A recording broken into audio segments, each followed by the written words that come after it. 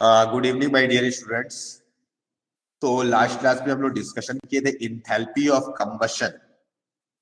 ठीक है, enthalpy of formation discussion करने के बाद हम लोग इंथैल्पी ऑफ कंबशन के बारे में डिस्कशन कर रहे थे। तो हम लोग क्या देखे थे वहां पर, जब कंबशन होता है इसका मतलब एक बर्निंग प्रोसेस होता है, और बर्निंग तब होता है हमेशा बर्निंग के लिए ऑक्सीजन की रिक्वायरमेंट होती है। बर्निंग के लिए हमेशा ऑक्सीजन की रिक्वायरमेंट होती है, ये चीज देखे थे, है ना। तो मेरे भाई जैसे हम लोग वहां पे एक बात और किए थे, कहीं कहीं पर जो इंथैल्पी ऑफ कंबशन था वो इंथैल्पी ऑफ फ्यूजन के इक्वल भी हो जा रहा था। इंथैल्पी ऑफ कंबशन जो था इंथैल्पी ऑफ फ्यूजन के बराबर भी हो जा रहा था। ऐसा किसी किसी केस में हो रहा था, वैसे केसेस में हो रहे थे जहां पे हमारा रेफरेंस एलिमेंट को ही कंबशन कराया जा रहा था। और मेरे में जैसे कार्बन का बात की तो कार्बन ऑक्सीडाइज होकर के मैक्सिमम वो ऑक्सीडाइज होकर के CO2 बना सकता है, कार्बन डाइऑक्साइड बना सकता है। इसका मतलब क्या चीज था माय डियर स्टूडेंट, कि CO2 अब वो फर्दर कंबशन नहीं कर सकता।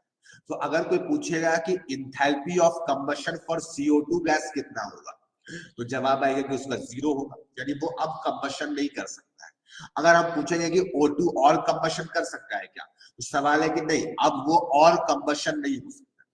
यानी अगर वो अपने मैक्सिमम ऑक्सीडेशन नंबर उसके वैलेंस इलेक्ट्रॉन के इक्वल होता है। मैक्सिमम ऑक्सीडेशन नंबर उसके वैलेंस इलेक्ट्रॉन के इक्वल होता है।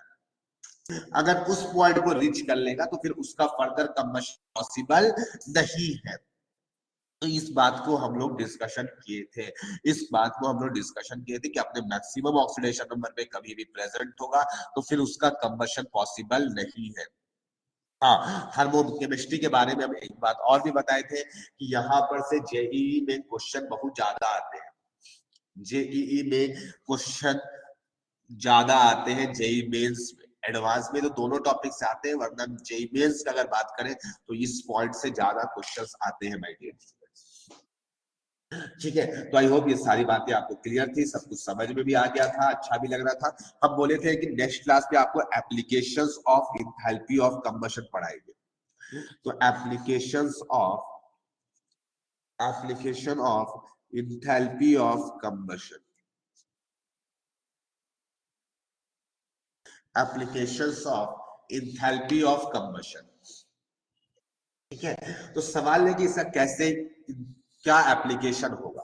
तो पहला application my dear student, to determine delta H R, to determine delta H R. अगर हम किसी रिएक्शन का इंथैल्पी चेंज निकालना चाहे तो वो यहां से निकाला जा सकता है। To determine delta H R, किसी रिएक्शन का अगर इंथैल्पी चेंज निकालना होगा तो हम लोग यहां पर से निकाल सकते हैं।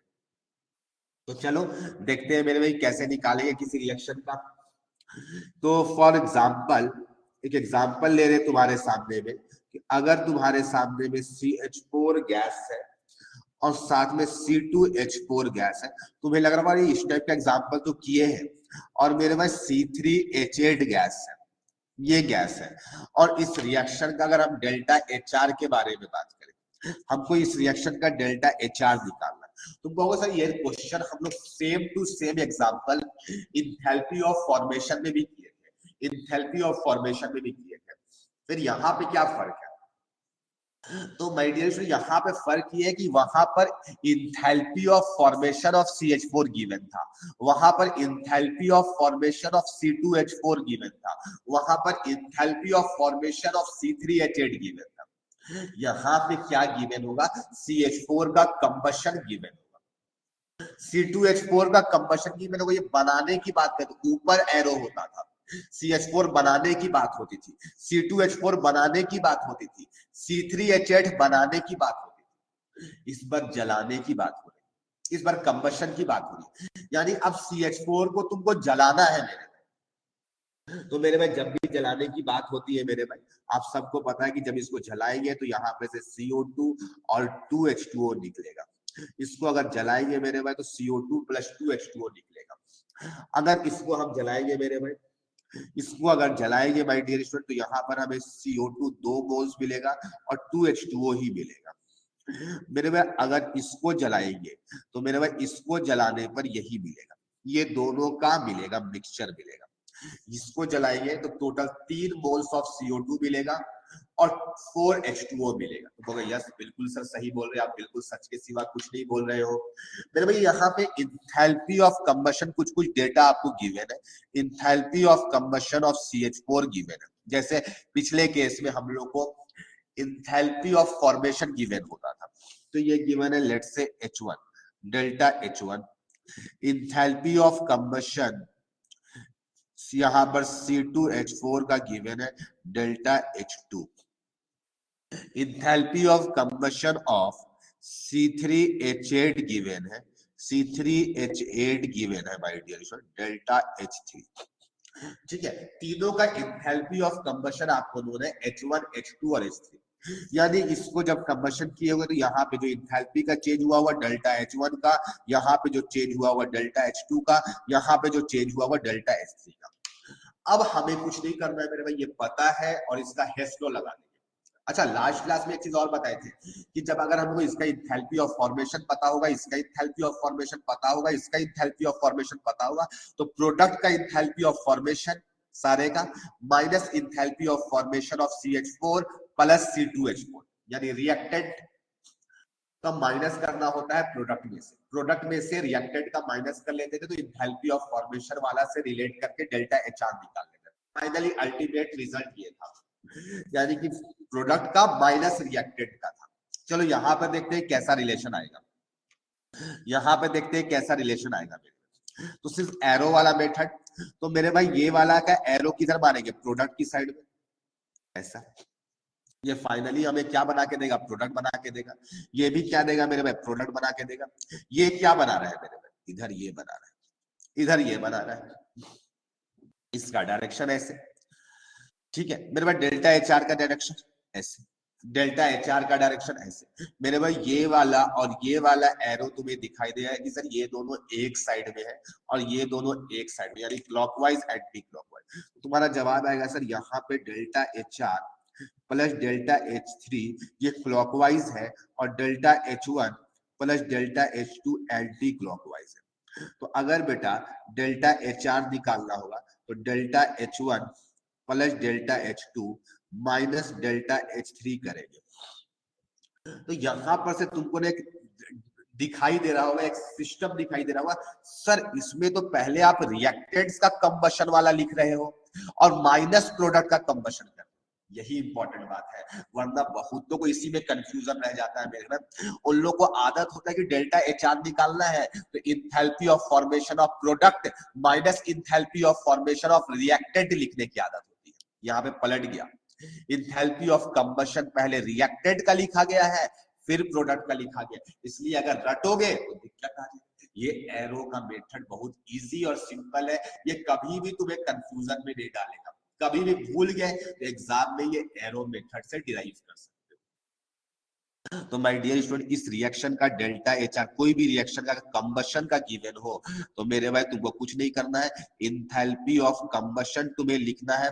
किसके लिए, तो किसके लिए पहले लिखोगे, तो इसमें पहले रिएक्टेंट के लिए लिखना पड़ेगा, माइनस करना पड़ेगा तुम्हें, माइनस करना पड़ेगा enthalpy of combustion for product, for product minus करना, फॉर प्रोडक्ट माइनस करना पड़ेगा। तो इस बार प्रोडक्ट माइनस रिएक्टेंट नहीं है, इस बार आपका रिएक्टेंट माइनस प्रोडक्ट हो गया है। तो इसीलिए हम अपने बच्चों को कहते हैं कि हमेशा ये लॉस को याद रखो, हेस के लॉ को याद रखो, तुम्हारा काम बहुत ही सिंपल हो जाएगा।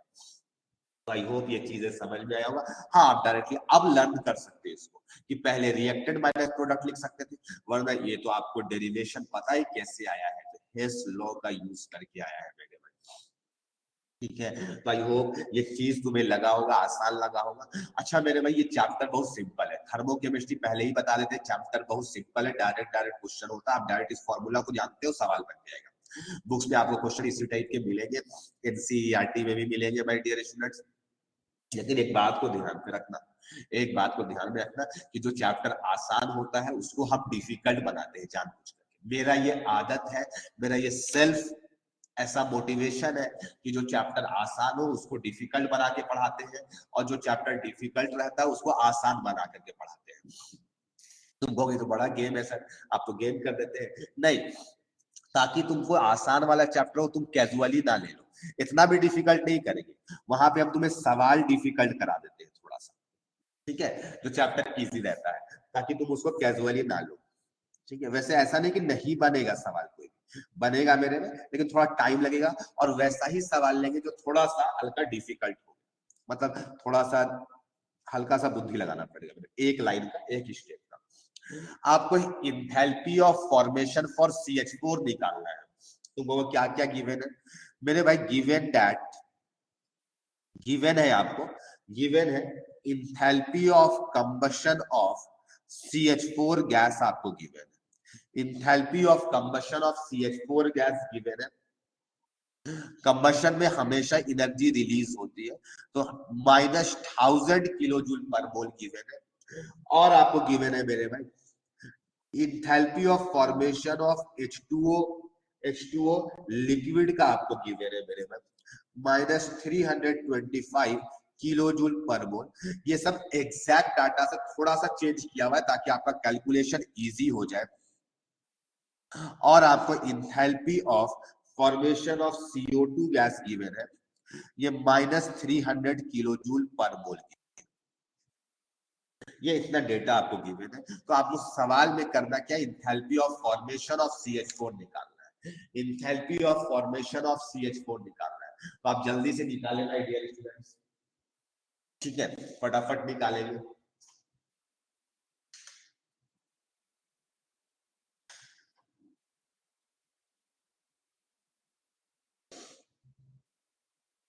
आप enthalpy of formation of CH4 निकालेंगे, तो बहुत सारे मेथड्स हो सकते हैं। आप कोई भी इजीएस्ट मेथड को सोचते हुए बनाई जल्दी से, हम आपको 2 मिनट का टाइम दे रहे हैं।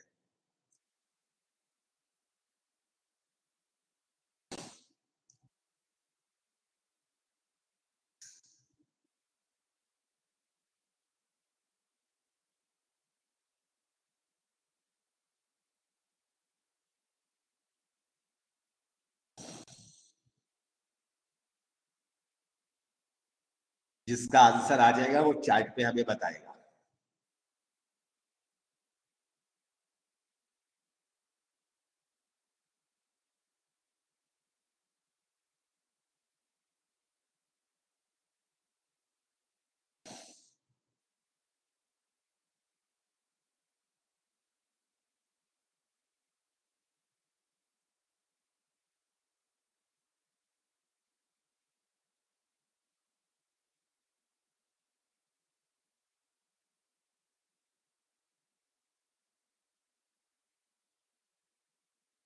यस, निखिल कुमार का सही है, वेरी गुड निखिल।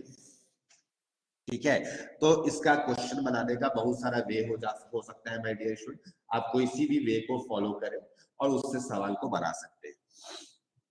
तो चलो चलो हम लोग बात करते हैं इसका सॉल्यूशन पार्ट पे। इस पेज को हम हटा रहे हैं, ठीक है। श्रेया का भी जवाब आ गया 50, वेरी गुड, हमें अच्छा लगा, बन जाएगा, सब क्वेश्चन बन जाएगा मेरे में। लेकिन हम बहुत आसान वाले क्वेश्चंस को हम डिस्कशन ही क्लास में नहीं कर रहे कि सीधा तुम रिएक्टेड माइनस प्रोडक्ट करते, तो वो क्वेश्चन को हम क्लास में डिस्कशन करेंगे ही नहीं, क्योंकि वो तो तुम ऑलरेडी बना दोगे मेरे में, वो 5 क्लास का बच्चा को भी जाके बता देंगे ना कि देखो बेटा रिएक्टेंट का इंथैल्पी जोड़ना है कंबशन का, और माइनस उसमें प्रोडक्ट वाला कर देना है, तो कोई भी बना देगा। तो हम आपको थोड़ा सा उससे एक लेवल अप में देंगे क्वेश्चंस। तो सॉल्यूशन पार्ट पे आ रहे हैं। तो माय डियर स्टूडेंट, यहाँ पर 2 अप्रोच हो सकता है, तो एक फर्स्ट अप्रोच पहले बताएंगे, फिर एक दूसरा अप्रोच बताएंगे। फर्स्ट अप्रोच, ठीक है, जो नॉर्मली लोग सोचता है वो अप्रोच पहले बताएंगे। माय डियर स्टूडेंट, यहाँ पे इंथैल्पी ऑफ कंबशन आपको गिवन है, इंथैल्पी ऑफ कंबशन गिवन है, और आपको CH4 का बनाना है। तो मेरे भाई स्टूडेंट्स का जो सोच होता है मेनली इसको कंबशन करा देते हैं, एकदम बिल्कुल सही है, इसको कंबशन करा देते हैं O2 के प्रेजेंस में और बना देते हैं CO2 प्लस 2H2O बना देते हैं 2H2। अगर हम बताए थे टेम्परेचर गिवन नहीं रहेगा तो आप बिल्कुल खुले में लिक्विड ले लेंगे, अगर टेम्परेचर गिवन नहीं रहेगा तो आप लिक्विड ले लेंगे मेरे में। ठीक है। तो इसका इंथैल्पी, ये डेल्टा एच आर जो होगा ये इंथैल्पी ऑफ कंबशन होगा CH4 का। ये इंथैल्पी ऑफ कंबशन किसका होगा? CH4 का। CH4 को कंबशन कराया जा रहा है माय डियर स्टूडेंट, और इसका जो भी होगा ये इंथैल्पी ऑफ कंबशन वाला। तो वो हाँ सर बिल्कुल सही बात है, एकदम अच्छी बात, आप सही सही बोलते हैं, सच के सिवा कुछ नहीं बोलते।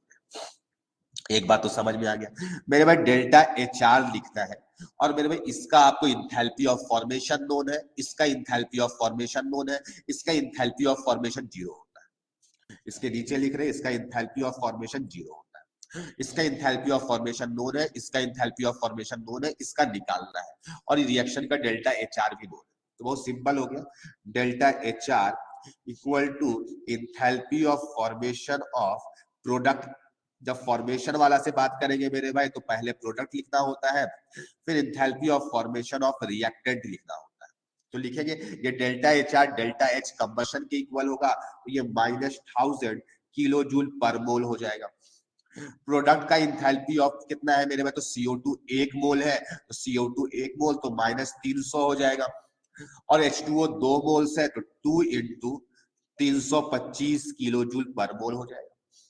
और माइनस रिएक्टेड में तो H2O2 का तो 0 होगा, इसका CH4 का, तो minus enthalpy of formation of CH4 लिख देंगे। अब ये वैल्यूज को पुट करो, यहां से मेरे भाई रिजल्ट आएगा कि enthalpy of formation of CH4 gas जो होता है ये आ जाएगा मेरे भाई 50 किलो जूल पर मोल आ जाएगा, 50 किलो जूल पर मोल आ जाएगा। तो आई होप ये बहुत सिंपल लगा होगा, आसान लगा होगा, इजीएस्ट वे लगा होगा तुम्हें बनाने का। ठीक है, ये कैसे बनाया गया? तो सिर्फ इंथैल्पी का डेटा गिवन था, उसका डेल्टा एच आर लिख दिया लास्ट क्लास में जो एप्लीकेशन पार्ट किए। ठीक है, इसका सेकेंड अप्रोच जो है उससे भी बना सकते हैं। बच्चों को ऐसा लगता है कि सर यहाँ पे हमें ऐसा है कि CH4 बनाना है, सर CH4 हमें बनाना है, तो CH4 बनाने का हमारे पास में मेथड ये है कि सर ऐसा करते हैं कि कार्बन ग्रेफाइट ले लेते हैं, और कार्बन ग्रेफाइट ले लेते हैं, और साथ में मेरे भाई 2H2 का गैस ले लेते हैं, और ये जो रिएक्शन का डेल्टा एच आर होगा ना, ये जो रिएक्शन का डेल्टा एच आर होगा ये एंथैल्पी ऑफ फॉर्मेशन हो जाएगा CH4। हम कहते हैं बिल्कुल सही है मेरे भाई। अब क्या है मेरे भाई, यहाँ पे कार्बन ग्रेफाइट को अब तुमको सोचना पड़ेगा कि कार्बन ग्रेफाइट को क्या करें। इसको कंबशन कराओगे तो CO2 बनेगा, इसको कंबशन कराओगे तो H2O बनेगा। तो मेरे भाई इसका कंबशन का डेटा और फॉर्मेशन का डेटा सेम हो जाए, यानी ये डेल्टा HF ये इंथैल्पी ऑफ फॉर्मेशन और यही कंबशन के बराबर हो जाएगा। तो मेरे भाई इसका मतलब तुमको कंबशन का डेटा गिवन है, कार्बन का तुम्हें कंबशन का डेटा गिवन है, और मेरे भाई H2 के केस में इंथैल्पी ऑफ जो फॉर्मेशन ऑफ H2O होगा, फॉर्मेशन ऑफ H2O होगा equal to enthalpy of combustion of H2O होगा। हाँ सर बिल्कुल सही बात बोल रहे हैं, H2O होगा। यस, तो ये तो गिवन है ना मेरे भाई, ये तो गिवन है। इसका मतलब तुमको कंबशन का डेटा गिवन है, और मेरे भाई इसका भी कंबशन करा दो, इसका भी डेल्टा एच कंबशन नोन है, तो कंबशन वाले के टर्म में भी तुम सवाल बना सकते हो। तो मेरे भाई डेल्टा एच आर जो कि डेल्टा एच एफ के बराबर होगा, ये कंबशन के टर्म में लिखेंगे तो पहले रिएक्टेंट का लिखना पड़ेगा, तो पहले रिएक्टेंट का लिखना पड़ेगा, तो delta H combustion of carbon जो कि मेरे भाई डेल्टा एच एफ कंबशन वो फॉर्मेशन ऑफ CO2 के बराबर होगा। यहाँ पे लिख देते हैं delta H combustion of carbon equal to delta H formation of CO2 होगा। तो delta H combustion of carbon plus 2 times delta H combustion of H2, और यही क्या होगा H2O का फॉर्मेशन का होगा, और माइनस इस केस में जब कंबशन वाला से लिखोगे मेरे भाई तो कंबशन वाले में माइनस करना पड़ेगा, तो माइनस करेंगे प्रोडक्ट का, तो प्रोडक्ट का CH4 का कंबशन का बात करेंगे। अब ये डेटा को पुट करो, ये delta H R delta HF हो जाएगा CH4 का, क्योंकि CH4 का बनाने का तरीका यही था CH4 का। तो कंबशन कार्बन का कितना गिवन था 300 -300, इसका क्या गिवन था 2 टाइम्स 325, और ये माइनस और माइनस गिवन था तो प्लस हो जाएगा 1000। तो सॉल्व करोगे मेरे भाई तो ये 50 किलो जूल पर मोल आ जाएगा, आंसर सेम आ जाएगा। तो माय डियर स्टूडेंट इस टाइप से भी सवाल बना सकते हो। हाँ, तुम लोगों से दोनों मेथड से आना जरूरी है क्या? मेरे में हो सकता है तुम्हारा किसी केस में ये वाला अप्रोच काम कर रहा हो, यहाँ पे इंथैल्पी ऑफ फॉर्मेशन कंबशन के बराबर हो गया, तो ये कंबशन वाला से कोई बनाने सीख गया और बाई चांस यहाँ पे डायमंड लिख के आ जाता, तब तो ऊपर वाला ही मेथड काम करता ना, तो फंस जाते। इसलिए आप दोनों अप्रोच को ध्यान में रखेंगे कि कैसे सवाल को बनाया जा रहा है। आज से आपका डीपीपी बनना शुरू हो जाएगा, आप बिल्कुल बनाएंगे my dear students, DPP number 1 को सॉल्व करेंगे आज के लेक्चर के बाद। तो बिल्कुल आई होप सबको समझ में आ गया होगा, मेरे में तुम्हें अच्छा भी लगा होगा। तो ये फर्स्ट एप्लीकेशन था, किस तरीके से सवाल को सॉल्व करेंगे। दोनों अप्रोच आपको माइंड पे होना चाहिए, ऐसा नहीं कि एक अप्रोच जान के हम खुशियां मना रहे हैं मेरे भाई, नहीं, आपको दोनों अप्रोच जानना पड़ेगा। इस पेज को हम हटा रहे हैं मेरे भाई। अब हम दूसरा एप्लीकेशन पार्ट पे आ रहे हैं। सेकेंड एप्लीकेशन पार्ट जो इसका है उस पर हम डिस्कशन करने जा रहे हैं। तो वो कौन सा है सेकेंड एप्लीकेशन पार्ट? तो जैसे इंथैल्पी ऑफ फॉर्मेशन के बेसिस पर हम लोग स्टेबिलिटी डिटरमिन किए थे, उसी तरीके से यहाँ पर भी टू डिटरमिन दूसरा एप्लीकेशन, इससे भी हम स्टेबिलिटी निकाल सकते हैं, टू डिटरमिन स्टेबिलिटी। और ऑब्वियस सी बात है, स्टेबिलिटी तो एनर्जी भी निकाल सकते हैं। Stability is inversely proportional to energy होता है ऑफ आइसोमर्स एंड एलोट्रॉप्स। यहां से भी निकाल सकते हैं, यहां से भी सेम काम कर सकते हैं।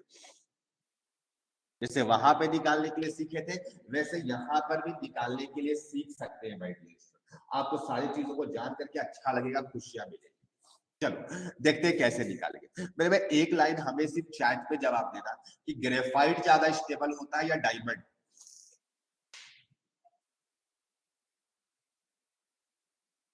तो सवाल है कि हम लोग यही तो पढ़ रहे थे उतने दिनों से कि सर ग्रेफाइट ज्यादा स्टेबल होता है, और याद है ग्रेफाइट का इंथैल्पी ऑफ फॉर्मेशन 0 था, ताकि उसको रेफरेंस लेते थे, उसको 0 लेते थे माय डियर स्टूडेंट्स। और डायमंड का हो रहा था कुछ वैल्यू, कितना हो रहा था? 1.9 का डिफरेंस था, 1.9 का डिफरेंस था। तो याद आ गया होगा आपको। तो माय डियर स्टूडेंट यहाँ पर कंबशन का डेटा गिवन होगा, तो यहाँ पर कैसे निकालेंगे वो सारी चीजों को डाल समझने की कोशिश करें। Delta H combustion of graphite. अच्छा, यहाँ पे हो सकता है कभी कभी ये नॉट पे लिखा रहेगा। नॉट लिखने का मतलब होता है स्टैंडर्ड कंडीशन में, आपको स्टैंडर्ड कंडीशन का मतलब समझा दिए थे। 298 केल्विन, प्रेशर 1 बार, और अगर मोलैरिटी की बात होगी तो 1 एम होता है। याद रखना, स्टैंडर्ड कंडीशन में मोलैरिटी 1 एम होता है, प्रेशर 1 बार होता है, टेम्परेचर 298 केल्विन होता है स्टैंडर्ड कंडीशन में। ये स्टैंडर्ड टेम्परेचर प्रेशर वाले से अलग होता है। तो my dear student delta H nought combustion जो होता है, कंबशन करने पर हमें 393.1 kilo joule per mole of energy release होता है। किसको कंबशन करने पर? ग्रेफाइट को। और मेरे भाई एच नॉट कंबशन जो होता है, ये डायमंड को करने पर हमें 395 जूल मिलता है, किलो जूल में 395 किलो जूल पर मोल मिलता है, पर मोल मिलता है। तो और एक बात हमें अच्छा से पता है कि जिस ग्रेफाइट ज्यादा स्टेबल होता है, तो यहाँ पे तो उल्टा हो गया सर, ऐसा लग रहा है कि इसका एनर्जी ज्यादा कम है, माइनस में जिसका बड़ा वैल्यू होता है वो ज्यादा कम होता है, सर इसका एनर्जी ऐसा लग रहा है कम है ज्यादा सर। तो ये ज्यादा स्टेबल हमें लग रहा है इस डेटा को देखने पर। इस डेटा को देखने पर सर हमें ऐसा लग रहा है कि ये ज्यादा कम है। लेकिन हम सर एक बात और है मेरे माइंड में कि हमें तो पता है पहले से कि ग्रेफाइट ज्यादा स्टेबल होता है, फिर ये ऐसा क्या ब्लंडर है सर, यहाँ पे क्या गेम चल रहा है? तो मेरे भाई इसको समझने के लिए ऐसा समझे मेरे भाई, अगर ग्रेफाइट को जला दिए, और डायमंड को जला दिए, मेरे भाई ग्रेफाइट को जलाओगे तब भी CO2 बनेगा, डायमंड को जलाओगे तब भी CO2 बनेगा। ऐसा कुछ नहीं है कि इसमें चमकता हुआ CO2 बनेगा। डायमंड शाइनी अपीयरेंस रहता है तो इसका चमकता हुआ दिखाई देगा। अरे मेरे पास CO2 होता है, ऐसा थोड़ी है कि वो डायमंड से आ रहा है या कहीं और से आ रहा है तो कुछ अलग दिखाई देगा, उसका अलग चमक होगा। नहीं, ऐसा कुछ नहीं है मेरे पास, शाइनी अपीयरेंस बिल्कुल सेम होगा। तुम कहोगे हाँ सर ऐसा देखते भी लगता है, बिल्कुल सही बात बोल रहे हैं आप, फिर क्या गेम चल रहा है? तो मेरे भाई सुनो मेरी बातों को, मेरे भाई ये भी कार्बन है, ये भी कार्बन है, ये भी CO2 दिया, ये भी CO2 दिया। मेरे भाई सुनना मेरी बातों को, मेरे भाई CO2 बनने का जो एनर्जी रिलीज होता है, ये फॉर्मेशन था, इससे जो एनर्जी रिलीज हुआ वो मेरे भाई let say Y amount of energy release हुआ। मेरे भाई इसमें भी जो CO2 बना उससे वाई रिलीज हुआ। CO2 तो CO2 है, लेकिन मेरे में जलाने के लिए इनिशियली हमें इग्नाइट करना पड़ता है। तो मेरे में हम ग्रेफाइट से जाकर के पूछे और डायमंड से जाकर बात की, क्या चाहते हो? मेरे भाई डायमंड कहने लगा सर हम चाहते हैं कि हम जले, हम चाहते हैं जलना। मतलब ये इच्छुक है जलने के लिए, मतलब अगर थोड़ा सा भी इसको इग्नाइट करेंगे तो जल जाएगा, यानी थोड़ा सा भी एनर्जी सप्लाई करेंगे तो जल जाएगा। यानी मेरे भाई ये लेस एनर्जी कंज्यूम, यानी हमें मिला वाई, वाई रिलीज हुआ, लेकिन हमें लगा यहाँ पर एक्स, लगा एक्स, बहुत कम लगा, लगेगा तो श्योर है पहले इनिशियली, ओवरऑल रिलीज होगा। लेकिन हम ग्रेफाइट से पूछे क्या चाहते हो, ये क्या चाहता, बोला, कहने लगा कि सर हम चाहते हैं कि जिस कंडीशन पे है उसी कंडीशन पे रहे। मतलब ये नहीं चाहता है कि हम जले, लेकिन हम फिर भी चाहते हैं जलाई से, ये थेथर है मेरे भाई, इसको हम चाहते हैं जलाए। तो मेरे भाई हमें एनर्जी इसमें क्या करना पड़ेगा, ज्यादा देना पड़ेगा, यानी कि जेड एक्स से ज्यादा होगा। यानी इस केस में क्या होगा मेरे भाई, ओवरऑल कम एनर्जी रिलीज होगी, यानी ये लेस एनर्जी रिलीज होगा, रिलीज एनर्जी कम होगा, इसमें क्या होगा, मोर एनर्जी रिलीज होगी। यानी ये पहले से लेस स्टेबल था तो हमें कम एनर्जी लगा जलाने में, इसीलिए ज्यादा अमाउंट ऑफ एनर्जी रिलीज हुआ है। ये डेटा हमें बताता है कि बेटा देखो कि इसमें क्या हुआ है, ज्यादा रिलीज हुआ है। तुम बहुत सर ऐसा काहे हुआ, ग्रेफाइट ज्यादा स्टेबल होता है, इसका क्या रीजन है? तो मेरे भाई ग्रेफाइट अगर आप पढ़ते होंगे, वैसे हम भी पढ़ाएंगे आपको नेक्स्ट चैप्टर पी ब्लॉक पे, यहाँ पे जो ग्रेफाइट होता है उसमें कार्बन का हाइब्रिडाइजेशन sp2 होता है, और ये जो डायमंड होता है उसमें कार्बन का हाइब्रिडाइजेशन sp3 होता है। और हम सच सच बताइए मेरे भाई, बॉन्ड स्ट्रेंथ जो होता है, बॉन्ड स्ट्रेंथ जो होता है वो sp2 का ज्यादा होता है, ज्यादा मजबूत बॉन्ड होता है। इसीलिए मेरे भाई ग्रेफाइट मजबूती की वजह से भी ज्यादा स्टेबल है, और इसीलिए ज्यादा एनर्जी भी रिक्वायर्ड था, इसीलिए ज्यादा एनर्जी भी रिक्वायर्ड था। इसी को हम दूसरे भाषा में समझाना चाहेंगे मेरे भाई, इसको हम इसी को हम दूसरे अप्रोच से समझाना चाहिए। ऐसा समझो माय डियर स्टूडेंट, एक एनर्जी डायग्राम से हम समझाना चाहते हैं, ठीक है, एनर्जी डायग्राम से समझाना चाहते हैं मेरे भाई। तुम लोग अब जवाब देना, यहाँ पे ये एनर्जी है, यहाँ पे एनर्जी है, और यहाँ पे रिएक्शन कोऑर्डिनेट है, जैसे हुआ करता था मेरे में रिएक्शन कोऑर्डिनेट। मेरे में दोनों केस पे प्रोडक्ट सेम बन रहा है, इसमें भी CO2 बन रहा है और उसमें भी CO2 बन रहा है। लेकिन हमको बताओ ग्रेफाइट का एनर्जी कम होगा या डायमंड का एनर्जी कम होगा, किसका एनर्जी ज्यादा कम होगा, ग्रेफाइट का या डायमंड का? जल्दी बताओ,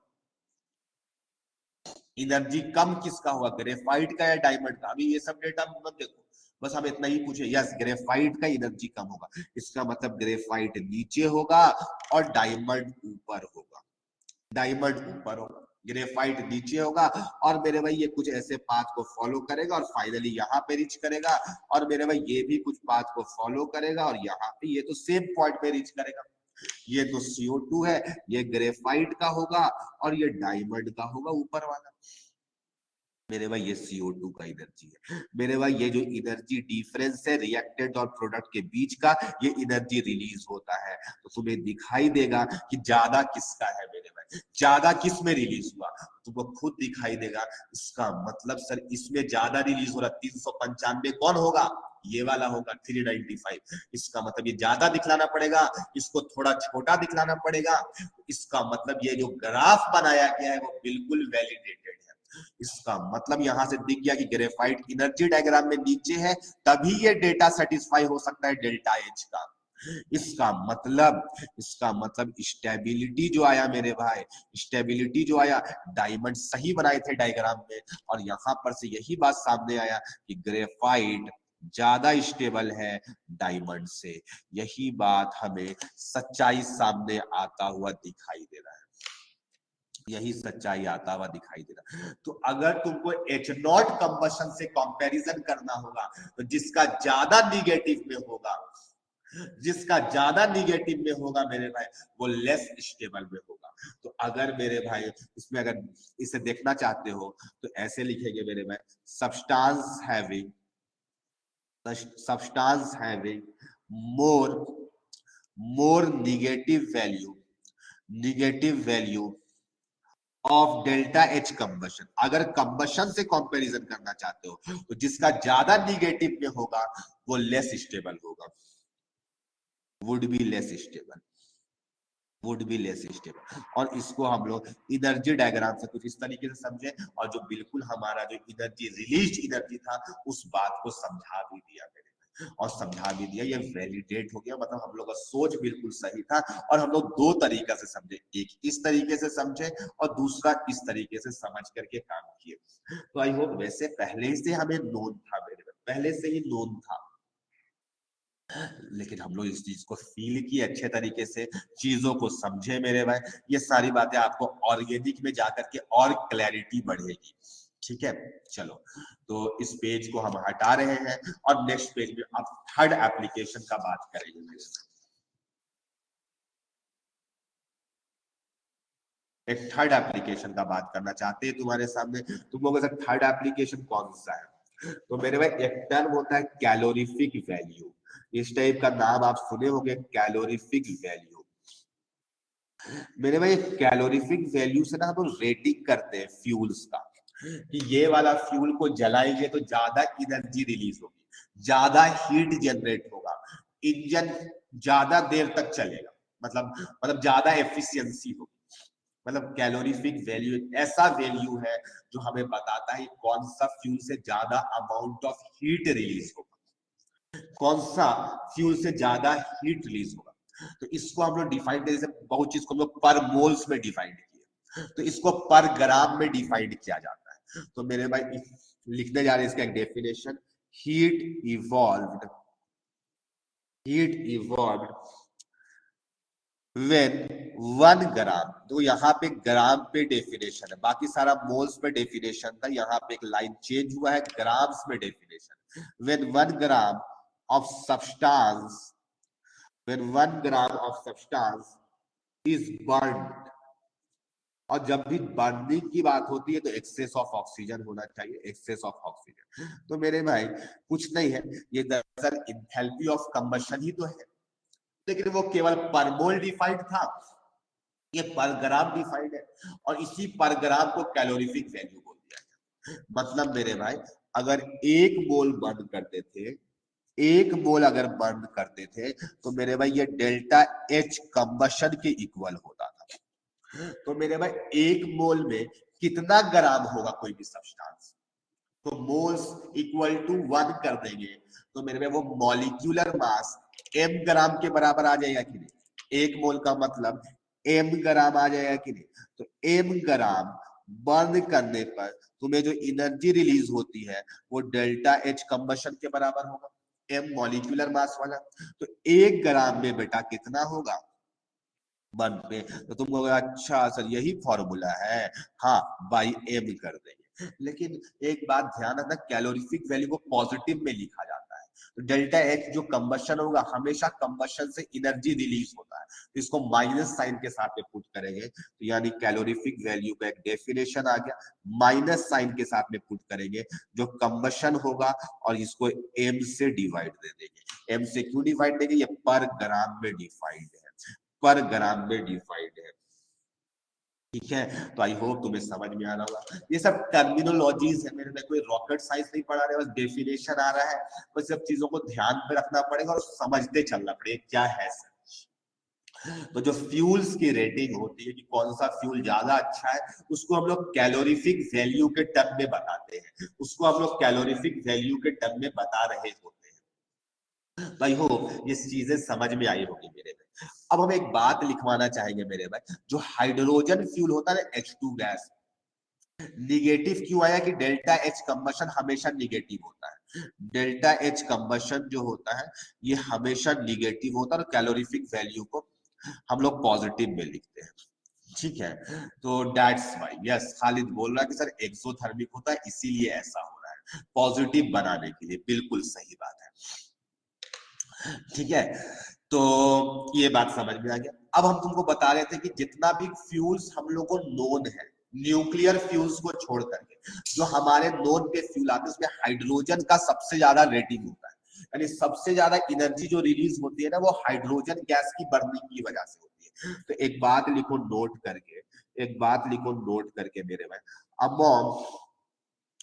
among all conventional fuels, among all conventional fuels, जितने भी कॉन्वेंशनल है, कॉन्वेंशनल फ्यूल जो हम लोग के नोन पे है, न्यूक्लियर फ्यूल को हटा करके मेरे भाई, among all conventional fuel, H2 gas, H2 gas has highest value of calorific value, has highest calorific value।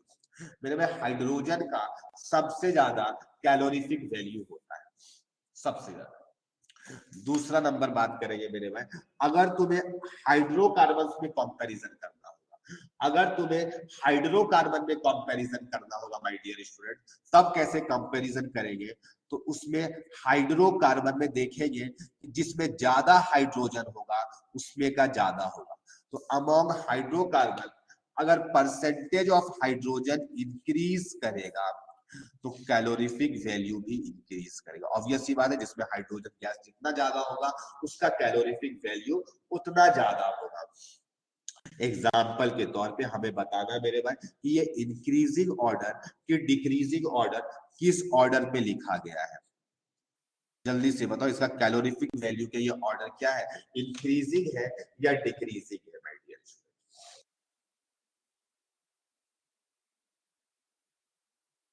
Yes, increasing है, इंक्रीजिंग है क्योंकि हाइड्रोजन का परसेंटेज बढ़ रहा है, number of carbon atom same है।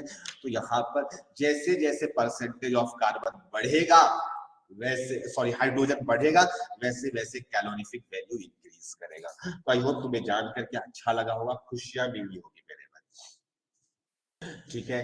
आई होप ये सारी चीजें आपको समझ में आ रही होगी। तो हम लोग फर्स्ट एप्लीकेशन किए डेल्टा HR कैसे निकालेंगे, second application my dear student हम लोग क्या किए, तो स्टेबिलिटी कंपैरिजन किए, और थर्ड नंबर हम लोग देखे कैलोरीफिक वैल्यू। इसका एक फोर्थ एप्लीकेशन भी है, इस पार्ट को पेज को हम हटा दिए मेरे भाई।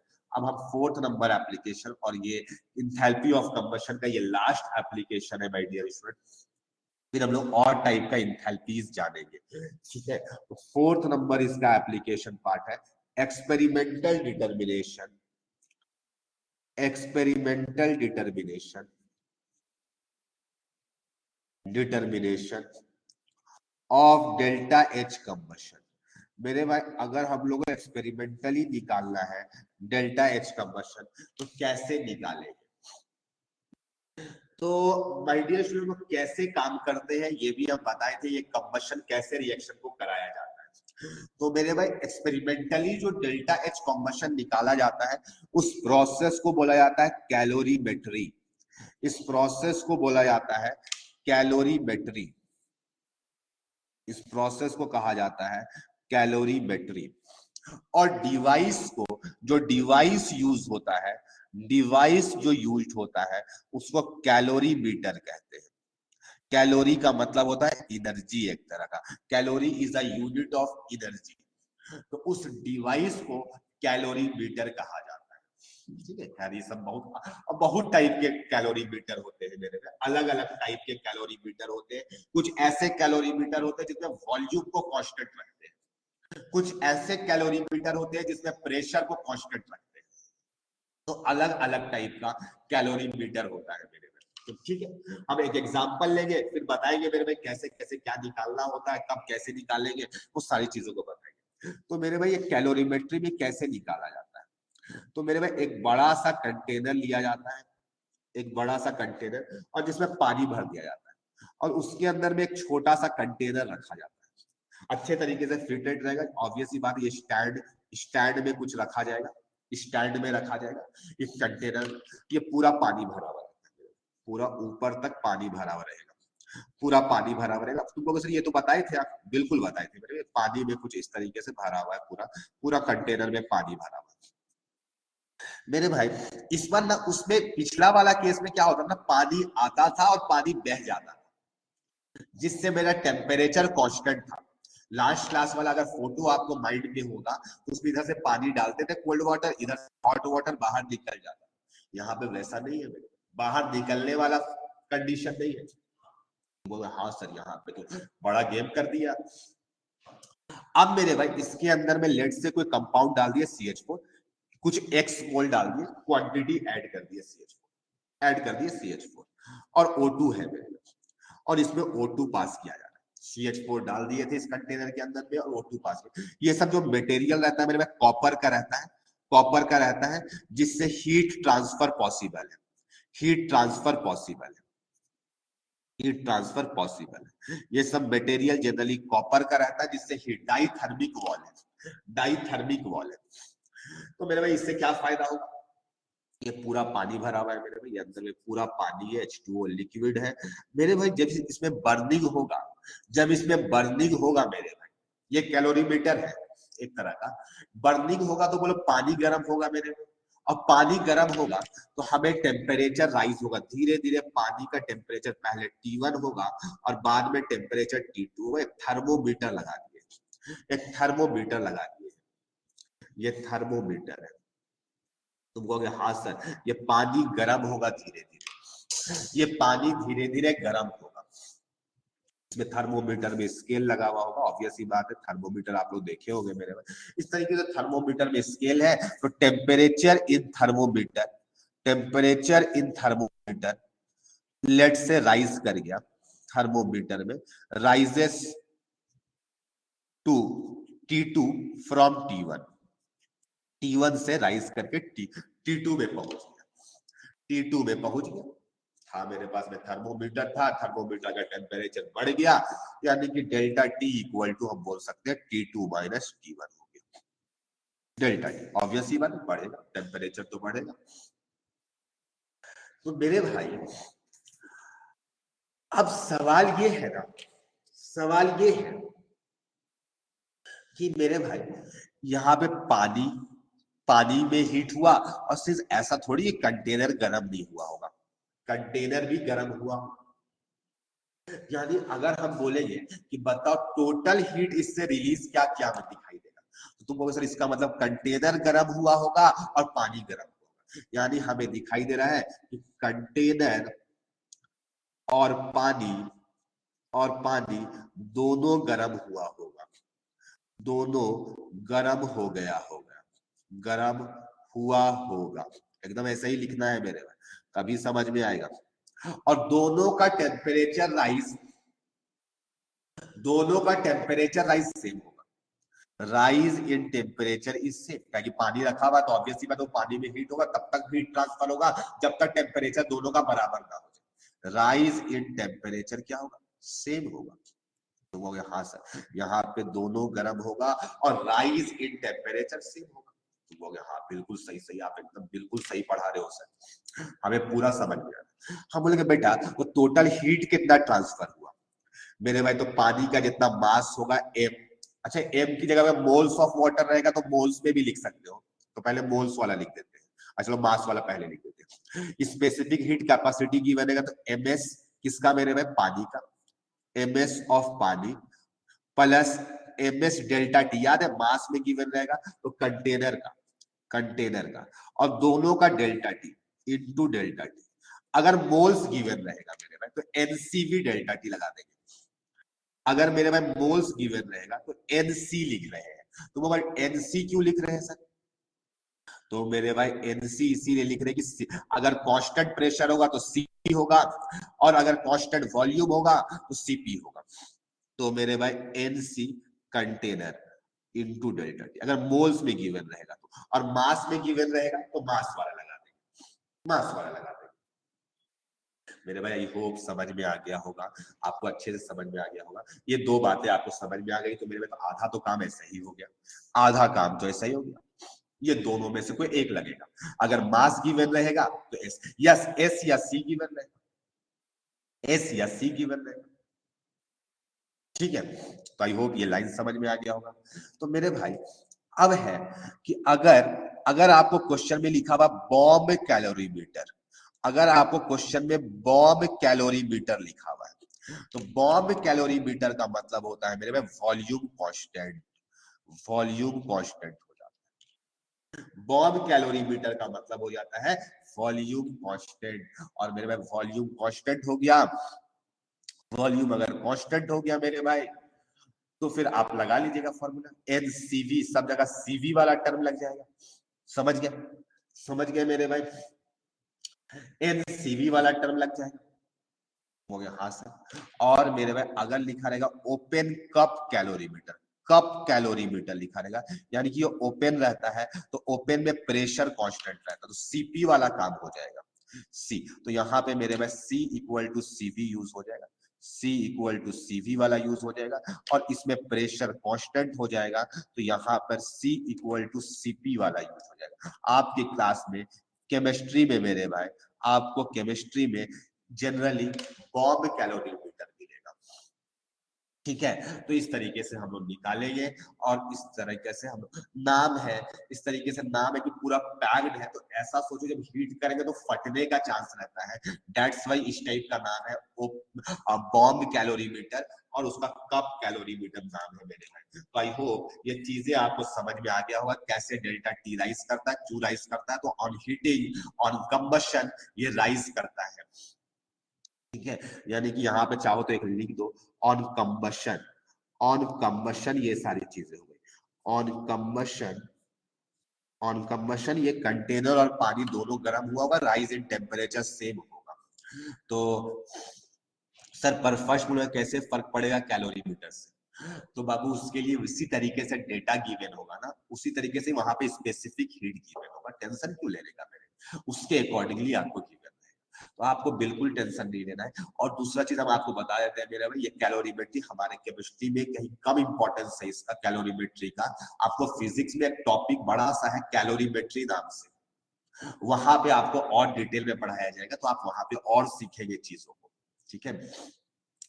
मेरा केमिस्ट्री का जो भी सवाल होगा इतने ही कॉन्सेप्ट है, वैसे फिजिक्स में भी आई होप कि इतना ही कॉन्सेप्ट है, लेकिन आपको वहां पे ज्यादा डिटेल में बताया जाएगा, क्योंकि वो मेनली उसी का टॉपिक है। लेकिन केमिस्ट्री में भी कुछ लोग क्वेश्चन डाल देते हैं, तो इसीलिए मेरे में पढ़ाना पड़ता है, अदरवाइज केमिस्ट्री का ये पार्ट है ही नहीं, क्वेश्चन भी आएगा तो फिजिक्स में आएगा यहाँ से, ठीक है। तो आई होप ये सारी बातों को जान करके आपको अच्छा लगा होगा, खुशियां मिली होगी। एक बार हमें चैट पे बताओ ये सारी चीजें समझ में आई कि नहीं, ये सबका डेटा आपको प्रॉपर्ली गिवन रहेगा, हमें कुछ नहीं, बस आपको पता होना चाहिए किस तरीके से यूज करना है इस फॉर्मूले को, ठीक है, ठीक है। तो मेरे भाई ये सारा चीज को लगाएंगे, हो सकता है आपको फॉर्मूला में डेल्टा एच निकालना हो, तो delta H equal to delta U plus delta PV, delta PV की जगह पे हो सकता है डेल्टा एनजीआरटी, ये सब आपको यूज करते रहना पड़ेगा, समझ गए। तो उस तरीके से जैसे निकालते थे पहले वो सब निकलता रहेगा मेरे भाई।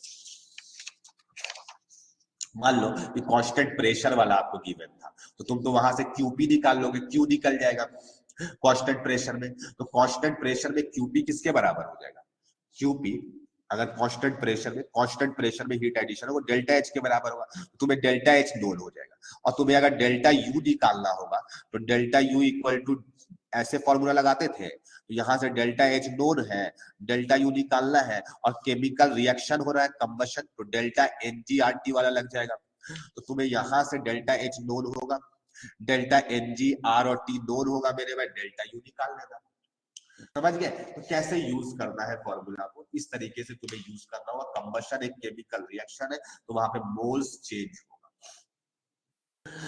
तो हम ऐसा एज्यूम करते हैं कि ये सारी चीजें आपको अच्छे तरीके से समझ में आ गया मेरे भाई, कि कैसे यूज करना है, कैसे कैसे सवाल को अप्रोच लेना है, उस तरीके से आप सवाल को अप्रोच लेते चले जाएंगे। और मान लो कि अगर मान लो तुम्हारे कांस्टेंट वॉल्यूम में गिवन है, अगर मान लो तुम्हें कांस्टेंट वॉल्यूम में गिवन था, तो क्यूवी एट कांस्टेंट वॉल्यूम किसके बराबर हो जाएगा, डेल्टा यू, तो वहां से डायरेक्टली डेल्टा यू निकल जाएगा, तो फिर डेल्टा एच निकालना होगा, तो आप इस फॉर्मूला को फिर से लगा लेंगे, वहां पे डेल्टा यू नोन होगा, तो बाकी को पुट करेंगे तो डेल्टा एच निकल जाएगा। तो आई होप ये सारी बातें आपको समझ में आ गया मेरे भाई, क्यों कैसे निकालेंगे, तो उसके लिए आपको प्रीवियस फॉर्मूला को दिए थे हम आपको, ठीक है। हमको ऐसा लगता है कि तुम्हें सारी चीजें बातें जो हम कहते हैं वो अच्छे से समझ में आता है। तो अब तक मेरे भाई हम तुम्हें दो टाइप का इंथैल्पी पढ़ाए हैं, इंथैल्पी ऑफ फॉर्मेशन और दूसरा टाइप का इंथैल्पी पढ़ाए थे इंथैल्पी ऑफ कंबशन। उसी का ये सारा पार्ट को हम लोग डिस्कशन में लाए। अब मेरे भाई इसके अलावा बहुत सारे ऐसे हैं छोटे छोटे इंथैल्पी के टर्म्स है, आसान आसान, ठीक है, थोड़ा सा हमें और सिखाना है फिर आपको इजी लगने लग जाएगा। ठीक है मेरे भाई, इस चैप्टर में कोई बहुत बड़ा रॉकेट साइंस वाला पार्ट नहीं है, जैसे थर्मोडायनामिक्स में बहुत चीज को समझना पड़ता है, इसमें सिंपल सिंपल टर्म्स है। ये चैप्टर पूरा प्रैक्टिस का है, ये प्रैक्टिस नहीं करिएगा तो आप भूल जाइएगा, इसीलिए आप कम से कम डीपीपी को बना लेंगे, जो डीपीपी हम प्रोवाइड किए हैं उतना मिनिमम आप सॉल्व कर लेंगे।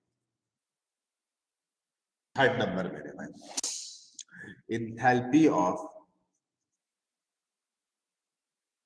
enthalpy of sublimation।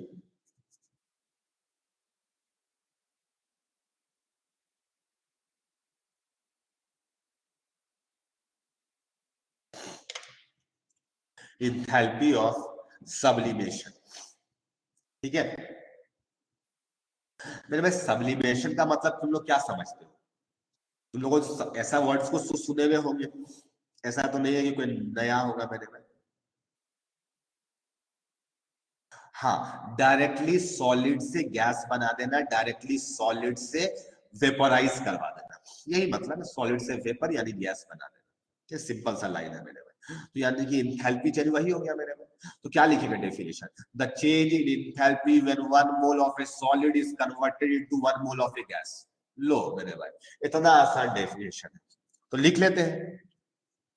The change in enthalpy, यही तो डेफिनेशन होगा, यानी तुमको लाइन पढ़ के आप समझ में आएगा। तुम लोग इतना आसान चैप्टर है ये, बस मेरे भाई इतना ही आसान है। Change in enthalpy, the change in enthalpy when 1 mole of solid is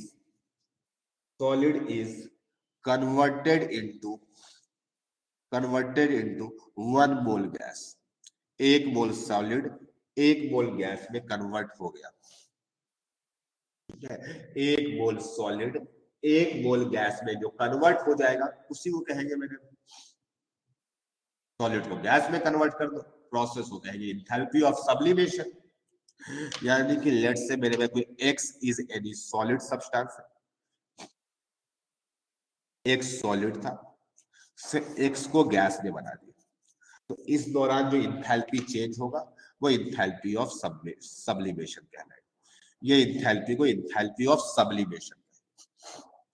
मेरे में कोई ऐसा भी हो सकता है, कोई ऐसा भी सब्सटेंस हो सकता है, एक सॉलिड से पहले x लिक्विड बना और फिर x लिक्विड से x गैस बना। तो मेरे में सॉलिड से लिक्विड बनने वाले प्रोसेस को फ्यूजन कहते हैं और लिक्विड से गैस बनने वाले प्रोसेस को वेपराइजेशन कहते हैं। तो इस केस में डेल्टा एच सब्लिमेशन किसके बराबर होगा?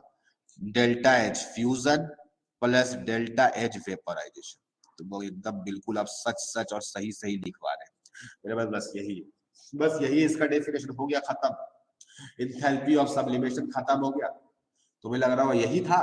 हाँ मेरे भाई यही था। तो वो पहले वाला तो दो बहुत लंबा लंबा चला, enthalpy of a formation, enthalpy of A combustion, enthalpy of sublimation, ऐसा छोटा। ये तो ऐसा लग रहा है कि एक एप्लीकेशन है किसी का, यही आईआईटी है। ठीक है चलो, जो था वो पहले ही था, अब तो आसान आसान चीजें आएंगी मेरे भाई। अगला नंबर मेरे भाई, enthalpy of atomization. Enthalpy of atomization, ये इंथैल्पी ऑफ एटोमाइजेशन मेरे भाई, इसको हम लोग ऐसे लिखते हैं डेल्टा एच एटोमाइजेशन। चाहो तो पूरा लिखो, ये एटम भी लिख दोगे तो चल जाएगा, एटम भी लिख दोगे तो चल जाएगा मेरे भाई। इसका मतलब तुम्हें क्या समझ में आ रहा है मेरे भाई? उसी के बराबर होगा इंथैल्पी चेंज। हम इंथैल्पी चेंज बात कर रहे हैं अर्चित, और ऐसे बोलो कि इंथैल्पी एक स्टेट फंक्शन है, इसको ऐसे लिख सकते हैं कि नहीं लिख सकते? कंपैरिजन कर रहे हैं, ऐसा बात किया जा रहा है, वो मतलब नहीं, एकदम बिल्कुल आप सही सोच रहे हैं। इस सब्लिमेशन का मतलब तो एक ही चीज होता है, सॉलिड से गैस। हाँ मेरे भाई बिल्कुल सही, आपका बिल्कुल सोच सही है, कहीं भी कोई गड़बड़ नहीं है। तो स्टेप वाइज भी लिख सकते हो, चाहो तो लिख दो। यहाँ पर डेल्टा है तो एक स्टेट फंक्शन, इसलिए इसको ऐसे लिख सकते हो। ठीक है, इंथैल्पी ऑफ एटोमाइजेशन का मतलब क्या लग रहा है मेरे, तुम्हें माइंड में क्या आ रहा है वही डेफिनेशन लिखेंगे, यानी तुम लोग अगर अपने से बोलने सीख जाओगे ना तो मेरा टेंशन दूर हो जाएगा। हमें ऐसा लगेगा कि तुम लोगों को फील आ रहा है, ये डेफिनेशन को याद नहीं करना पड़ेगा। क्या लग रहा है एटोमाइजेशन का मतलब क्या लग रहा है मेरे? यस, एटम में कन्वर्ट कर देगा, ब्रेक इनटू एटम्स। यस, बस हो गया मेरे में, बस तुम लोग समझ गया, तुम लोग समझ गए डेफिनेशन मेरे में। तो इसका डेफिनेशन लिख देते हैं, द चेंज इन इंथैल्पी, वही है जो आप लोग बोले एटम बना देना, ब्रेक करके एटम बना देना। द चेंज इन इंथैल्पी, देखो कितना आसान लगे, ऐसे क्या हो तुमको याद नहीं रखना पड़ेगा, तुमको अपने आप समझ में आने लग जाएगा कि सर एटोमाइजेशन गिवन है, इसका मतलब एटम बनाने का प्रोसेस के बारे में डिस्कशन कर रहा था। The change in enthalpy when 1 mole of substance, कोई भी सब्सटेंस हो सकता है, is converted into is converted into its constituent atoms, constituent atoms में बनाना है, मतलब उसके एटम्स में ब्रेक कर देना है। लेकिन एक बात यहाँ पे ध्यान रखना है, इन गैसियस स्टेट, गैसेस में कन्वर्ट करना है। ऐसा नहीं कि ब्रेक कर दिए सॉलिड रह गया, सॉलिड नहीं रहा मेरे भाई, गैसियस एटम में ब्रेक करना है। यस, कंस्टिट्यूएंट एटम्स जो कि गैसेस के फॉर्म में होने चाहिए, जो कि तोड़ना है आपको, और वो किस फॉर्म में रहने चाहिए, तो गैसेस के फॉर्म में रहेगा, तभी उसको हम इंथैल्पी ऑफ एटोमाइजेशन, ये एक लाइन इंपॉर्टेंट है। तो इतना लाइन तो तुमको समझ में आ गया। बस एक बात याद रखना कि सर बोले थे कि गैसेस में कन्वर्ट करना है, एटम तो बनाना है लेकिन एटम को गैसेस में बनाना है।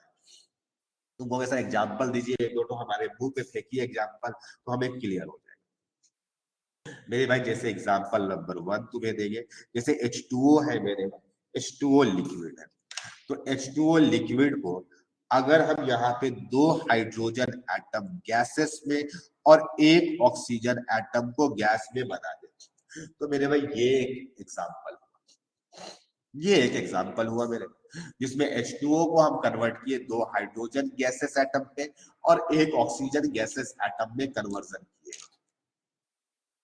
दूसरा नंबर एग्जांपल, तो भाई और भी एग्जांपल हो सकता है, फिर मैं और सिंपल देखो, H2 गैस, ये पहले ही से गैस है मेरे, H2 गैस को 2 हाइड्रोजन एटम्स में, गैसियस एटम्स में कन्वर्ट, तो ये है इंथैल्पी ऑफ एटोमाइजेशन। तुमको ये सब एग्जाम में यूज होगा, अरे मेरे भाई जो भी पढ़ा रहे वो सब यूज होगा, ऐसा कोई भी नहीं है जो आपका यूज में नहीं आएगा।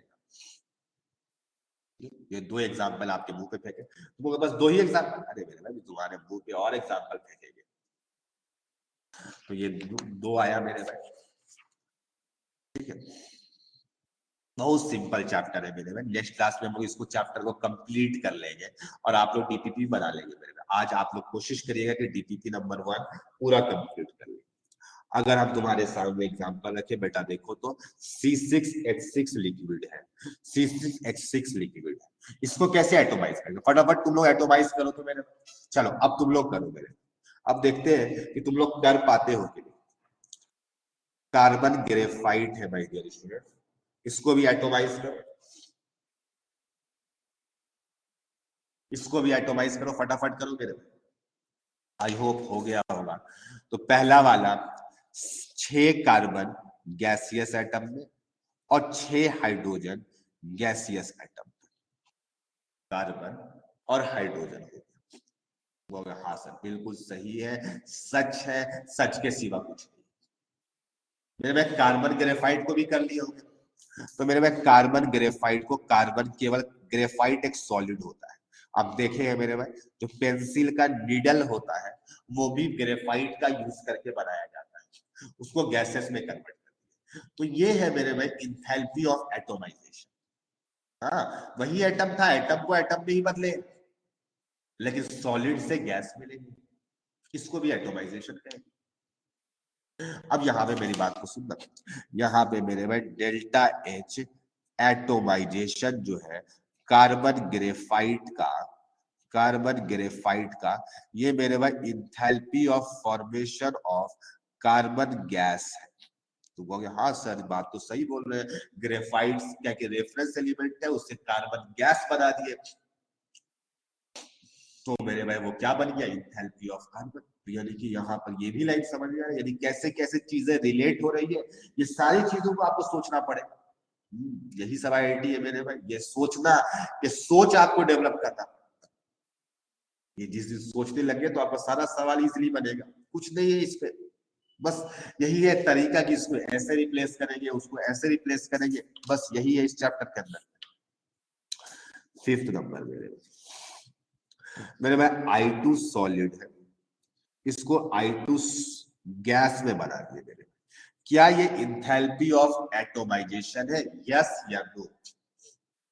क्या ये इंथैल्पी ऑफ एटोमाइजेशन है? नहीं, सवाल है ये एटम में कहां कन्वर्ट किया, तो मेरे भाई ये कौन सा इंथैल्पी है, कोई हमें बताना चलेगा ये कौन टाइप का इंथैल्पी है? ये इंथैल्पी ऑफ कंबशन है, ये इंथैल्पी ऑफ फॉर्मेशन है, ये इंथैल्पी ऑफ सब्लिमेशन है? यस, तो जवाब आ रहा है सबका कि सर ये इंथैल्पी ऑफ सब्लिमेशन है। किसका इंथैल्पी ऑफ सब्लिमेशन है? तो I2 सॉलिड का। ये है मेरे भाई सही बात, जो कितना आसानी से तुमको जवाब दे रहा है मेरे भाई, बस ऐसे ही प्रेजेंटली आपको जवाब देते रहना। अगर मेरे भाई अगर तुम I2 को एटोमाइज करना चाहते हो तो ऐसे लिखना पड़ेगा, ये है enthalpy of atomization of I2 solid, ये है enthalpy of atomization of I2 solid, ये है मेरे भाई, ये है। हाँ तो बोले हाँ सर अब बिल्कुल समझ में आ गया, बिल्कुल अच्छे तरीके से क्लियर हो गया मेरे भाई। एक एग्जांपल तुम लोग और लिखो, इस बार तुम लोग लिखेगा, हम बहुत सारे एग्जांपल कराए, अब हम चाहते हैं तुम लोग लिखो मेरे, इसका कराओ एटोमाइजेशन, इसका कराओ एटोमाइजेशन।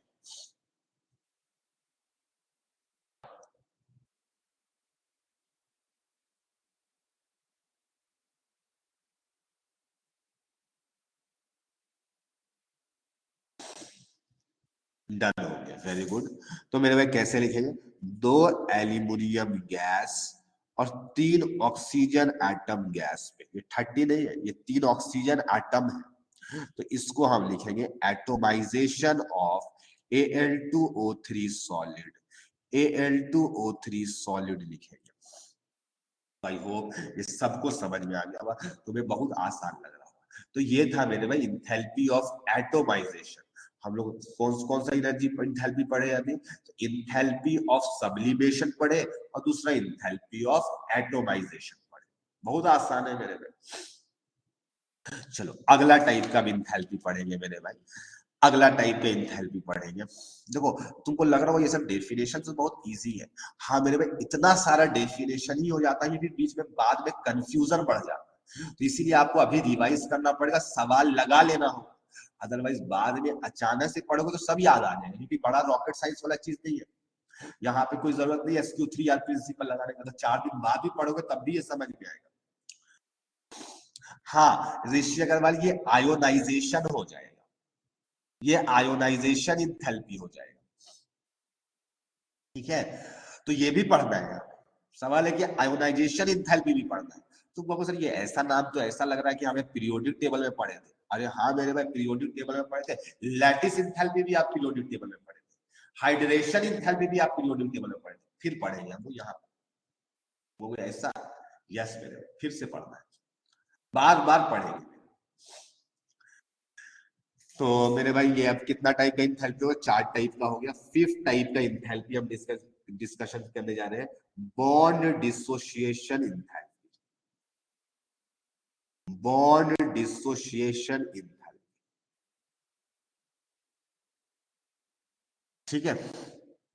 यहीं पर एक टर्म और पढ़ेंगे, बॉन्ड इंथैल्पी, हम लोग यहीं पर पढ़ेंगे बॉन्ड इंथैल्पी या बॉन्ड एनर्जी भी कह सकते हो, बॉन्ड इंथैल्पी या बॉन्ड एनर्जी, हमारे काम का बॉन्ड एनर्जी है, हमारे काम का बॉन्ड एनर्जी है, बॉन्ड डिसोसिएशन इंथैल्पी से कोई मतलब नहीं, बॉन्ड डिसोसिएशन इंथैल्पी से कोई मतलब नहीं। तो मेरे में हम इसका पहले डेफिनेशन लिखेंगे इधर साइड में, उसका डेफिनेशन उस साइड पे लिखेंगे, ठीक है।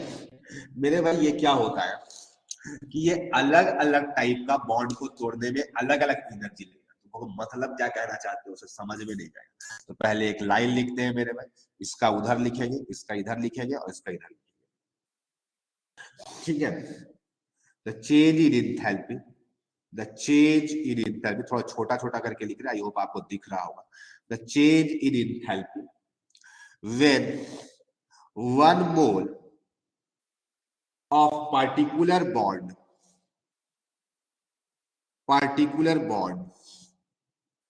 लेकिन वो पार्टिकुलर बॉन्ड जो होगा वो खुद गैसियस एटम का, गैसियस कंपाउंड का होना चाहिए।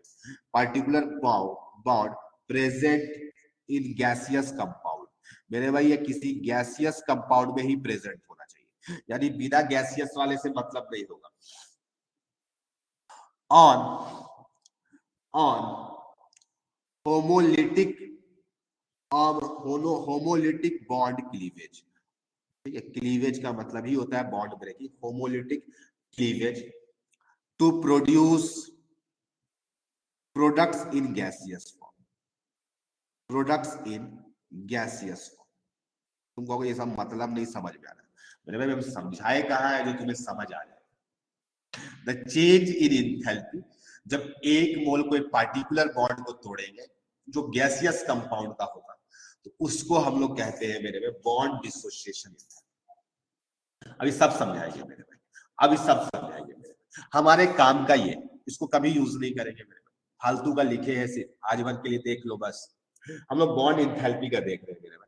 ये क्या होता है? It is the average of, it is the, पहले डेफिनेशन लिख रहे भी समझा दे रहे हैं, of bond dissociation enthalpies, bond dissociation enthalpies of A compound, of A compound, किसी एक कंपाउंड का, किसी एक कंपाउंड का average bond dissociation enthalpy. It is the average of bond dissociation enthalpies of A compound.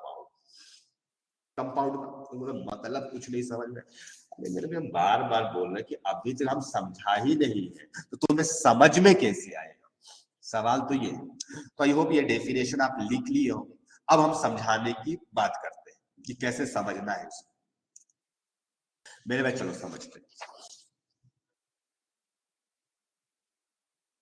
मेरे भाई देखो यहां पर, जैसे फॉर एग्जांपल हम CH4 गैस को ले लिए, CH4 गैस ले ली, क्योंकि आपको क्वेश्चन में ही लिखा हुआ है, डेफिनेशन में ही लिखा गया गैसियस स्टेट में होना चाहिए वो कंपाउंड। तो मेरे भाई तुम सबको पता है यहाँ पे कार्बन के कितने हैं बॉन्ड? 4 है, जिसमें से हम एक तोड़ दिए, एक तोड़ दिए, तो मेरे भाई ये एक H बाहर आ गया, और मेरे भाई जो मिलना चाहिए वो भी गैसियस फॉर्म में रहना चाहिए।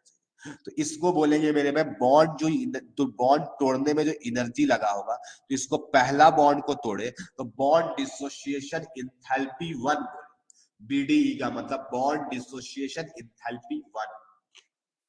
मेरे भाई अब ये एक तोड़ दिए, यानी यहीं पे लिख देते हैं मेरे भाई, इसको बोलेंगे BDE1। मेरे भाई इसमें से दूसरा तोड़ दिए, CH2 gas plus H gas, तो ये कहलाएगा बॉन्ड डिसोसिएशन एंथैल्पी 2 कहलाएगा, ये बॉन्ड डिसोसिएशन एंथैल्पी 2 कहलाएगा। तुम समझ गया होगा इशारा। अब तीसरा तोड़ देंगे मेरे भाई, CH प्लस H कर देंगे, सब गैसेस में टूटेगा, गैसेस में ही टूटेगा मेरे भाई। तो इसको हम लोग बॉन्ड डिसोसिएशन एंथैल्पी 3 कहेंगे। तुम कहोगे सर ये सबको तोड़ने में बराबर एनर्जी नहीं लगेगा क्या? बेटा मेरे भाई इसका हाइब्रिडाइजेशन चेंज हो गया है, यहाँ पे 4 बॉन्ड था, यहाँ पे 3 बॉन्ड था, तो ये एनर्जी अलग अलग लगता है। हमें लगता है ना कि एक साथ जब तोड़ोगे ना तो एनर्जी सेम लगेगा, तब तो सारा बॉन्ड एक जैसा है। लेकिन ऐसा थोड़ी कि एक ही बार में तोड़ दिया जा रहा है मेरे भाई, एक एक करके जब तोड़ते हैं तो अलग अलग लगता है, अलग अलग लगता है। तो बोला जाएगा कि अगर सर चारों को एक बार में तोड़ेंगे तो कितना लगेगा? तो मेरे पास 1 + 2 + 3 + 4 चारों का एवरेज लगेगा, इसको हम लोग बॉन्ड एनर्जी कहते हैं। तो इतना दिन से हम लोग केमिकल बॉन्डिंग चैप्टर में पढ़ते थे, बॉन्ड एनर्जी क्या होता है, वो एवरेज का बात होता था। बॉन्ड डिसोसिएशन, सारे बॉन्ड को जितना तोड़ने में अकेले अकेले जो एनर्जी लगेगा उसका एक एवरेज वैल्यू को हम लोग क्या कहते हैं मेरे भाई, बॉन्ड इंथैल्पी या बॉन्ड एनर्जी कहते हैं। आई होप ये लाइन अब समझ में आया होगा। BDE1 plus BDE2 plus dot dot dot dot BDE जितना भी होगा मेरे भाई, अगर n होगा तो n और उसको n से डिवाइड दे देंगे, तो ये हमारा डेफिनेशन हुआ, ये हमारे काम का है। तो आपको सवाल में बॉन्ड डिसोसिएशन इंथैल्पी से कोई मतलब नहीं, आपको केवल बॉन्ड एनर्जी से मतलब है, ये सबका वैल्यू से कोई मतलब नहीं है, लेकिन आपको समझने के लिए इंपॉर्टेंट था कि क्या होता है। अच्छा, ये हमेशा पॉजिटिव होगा, बॉन्ड ब्रेकिंग हमेशा एंडोथर्मिक होता है, बॉन्ड ब्रेकिंग हमेशा एंडोथर्मिक होता है, तो ये पॉजिटिव होगा हमेशा। आई होप चीजें समझ में आई होगी मेरे में। अब इसका एप्लीकेशन पार्ट करेंगे तो और समझ में आएगा और क्लियर होगा। देखो ये सब डेफिनेशन सिर्फ समझने के लिए था, हमें वर्ड यूज होगा बॉन्ड एनर्जी, ये सबका टेंशन लेने की कोई जरूरत नहीं, ये सबका टेंशन लेने की, बस ये आज भर का डेफिनेशन था कि कोई पूछे बेटा कि बॉन्ड डिसोसिएशन इंथैल्पी और बॉन्ड इंथैल्पी में क्या फर्क है, तो तुम बताने लायक रहो, तो तुम बताने लायक रहो। अब इसका एप्लीकेशन से हम ज्यादा अच्छा समझा पाएंगे, इसका एप्लीकेशन पार्ट चलेगा मेरे में। ऐसा सोचो कि अब जो भी हम पार्ट करेंगे इसका एप्लीकेशन पार्ट ही आज के लेक्चर में पूरा डिस्कशन चलेगा। यानी आप ऐसा सोचो कि जितना भी टाइम बचा हुआ है वो एप्लीकेशन पार्ट इसका चलेगा। यानी तुम अच्छा डेल्टा एच एफ बड़ा था, डेल्टा एच कंबशन बड़ा था, बाकी दो तो छोटा या फिर बड़ा आ गया। यस ऐसा ही कुछ है, ऐसा ही कुछ है। हाँ, ये सबसे कोई मतलब नहीं है, बस आज डेफिनेशन लिखने के लिए था। तो आई होप चीजें तुम्हें समझ में आ रही होगी। अब इसका एप्लीकेशन पार्ट पे स्विच करते हैं, ठीक है। अब मजेदार चीजें, अब आसान चीजें हैं मेरे में, ठीक है। चलो तो हेडिंग बनाते हैं मेरे में, एप्लीकेशन ऑफ बॉन्ड इंथैल्पी। तुम बॉन्ड एनर्जी भी बोल सकते हो, तुम बॉन्ड एनर्जी भी बोल सकते हो, क्योंकि जो ये सब जितना भी बॉन्ड ब्रेकिंग या मेरे भाई जो भी प्रोसेस होता है ना, ये सब कांस्टेंट प्रेशर और कांस्टेंट टेम्परेचर में हो रहा होता है। इसीलिए इसीलिए मेरे भाई इसमें एनर्जी बोलना या इंथैल्पी बोलने में ज्यादा फर्क नहीं पड़ेगा। ऐसे है तो डिफरेंस तुमको सब पता चल गया कि कांस्टेंट प्रेशर में अगर हीट सप्लाई किया जाता तब इंथैल्पी होता है। यस बिल्कुल सही बात है, कहीं से कोई गड़बड़ नहीं है मेरे भाई, ठीक है। बट यहाँ पे जब भी प्रोसेस होगा वहां पे टेम्परेचर प्रेशर कांस्टेंट होगा हमारा, तो यूज कर सकते हो डायरेक्टली, ठीक है। तो ये चीजें समझ में आ रही है, आसान से चीजें एकदम कैजुअली ले मेरे भाई, एकदम कोई टेंशन नहीं, एकदम चिल रहने का, अपने को चिलम नहीं लेने का। चलो मेरे भाई शुरुआत करते हैं एग्जाम्पल के साथ। कैसे शुरुआत करेंगे, एकदम नहीं, आराम आराम से समझेंगे मेरे भाई। एग्जाम्पल नंबर 1, हाँ इसका एक ही एप्लीकेशन है जो चलता रहेगा, चलता रहेगा। इसके अंदर भी हम लोग कभी एटोमाइजेशन का यूज कर लेंगे, कभी कुछ और चीजों का यूज कर लेंगे, वैसा चलता रहेगा मेरे पास। माय डियर स्टूडेंट, यहाँ पर H2 गैस है और साथ में I2 गैस है, ठीक है। और मेरे भाई यहाँ पे बन गया 2HI गैस, 2HI गैस। मेरे भाई इस जो प्रोसेस हुआ इसका हमको ना डेल्टा HR निकालना है, सुनते जाओ मेरे भाई, डेल्टा HR निकालना है। आपको यहाँ पे कुछ कुछ इंफॉर्मेशन गिवन है, like bond enthalpy of H2 given है, ये आपको गिवन है, लेट से H1 गिवन है। बॉन्ड इंथैल्पी ऑफ आपको I2 गिवन है, I2 गिवन है H2, और बॉन्ड इंथैल्पी ऑफ आपको HI गिवन है, आपको कुछ H3 गिवन है, H3 गिवन है, ठीक है। H1 H2 H3। तो फिर से वही पुराना हेस लॉ, पुराना हेस लॉ लगा देंगे। क्या करेंगे मेरे, इसको हम दो एटम्स में तोड़ देंगे, ठीक है। 2H, याद रखना गैसेस में ही तोड़ना है, फिक्स है कि गैसेस में ही तोड़ना है। हाँ, तो तुम कहो सर ये कि डेफिनेशन में एक लाइन और भी लिखे थे, जब भी बॉन्ड इंथैल्पी निकालेंगे तो हमेशा वो गैसियस कंपाउंड भी होना चाहिए। यस, ये भी I2 भी गैस है, ये I2 भी गैस है, उसी से तोड़ना पड़ेगा तभी बॉन्ड इंथैल्पी डिफाइंड होगा। इसको तोड़ेंगे मेरे भाई 2I गैस, इसको तोड़ोगे मेरे भाई तो ये दोनों मिल जाएंगे। एक मोल रहता तो एक एच एक आई मिलता, 2 मोल्स था तो 2 मोल मिल रहा है, 2 मोल्स मिल रहा है मेरे भाई। ये किधर जाएगा? इधर। इसका नाम दिया गया H1, इसका नाम दिया गया H2, ये भी किधर जाएगा? इधर। ये किधर आ रहा है मेरे? इधर। इसका नाम कितना दिया गया? H3 इधर। तो देखो तो HR और H3 का डायरेक्शन सेम है, HR और H3 का डायरेक्शन सेम है। तो अच्छा सर यहाँ पे डेल्टा HR, चाहो तो इसमें डेल्टा लगा लो, चाहो तो डेल्टा लगा लो, अच्छा लगेगा। Delta H1, delta H2, delta H3। तो delta HR plus delta H3 equal to delta H1 plus delta H2। तुमको डेल्टा HR निकालना था, तो यहाँ पे कैसे निकालेंगे मेरे? Delta H1 plus delta H2 minus delta H3। तुमको सर अच्छा ये भी कंबशन वाला के जैसा आ गया, पहले रिएक्टेंट का लिखना है और फिर प्रोडक्ट का लिखना है। यस मेरे भाई, इसीलिए हेस लॉ पहले पढ़ाए थे। नहीं तो तुम डेल्टा H का मतलब फाइनल माइनस इनिशियल कर देते, प्रोडक्ट माइनस रिएक्टेंट कर देते। यानी तुम्हारा केवल फॉर्मेशन में वो काम कर रहा था, प्रोडक्ट माइनस रिएक्टेंट, फिर फेल कर जाता है सब जगह पर।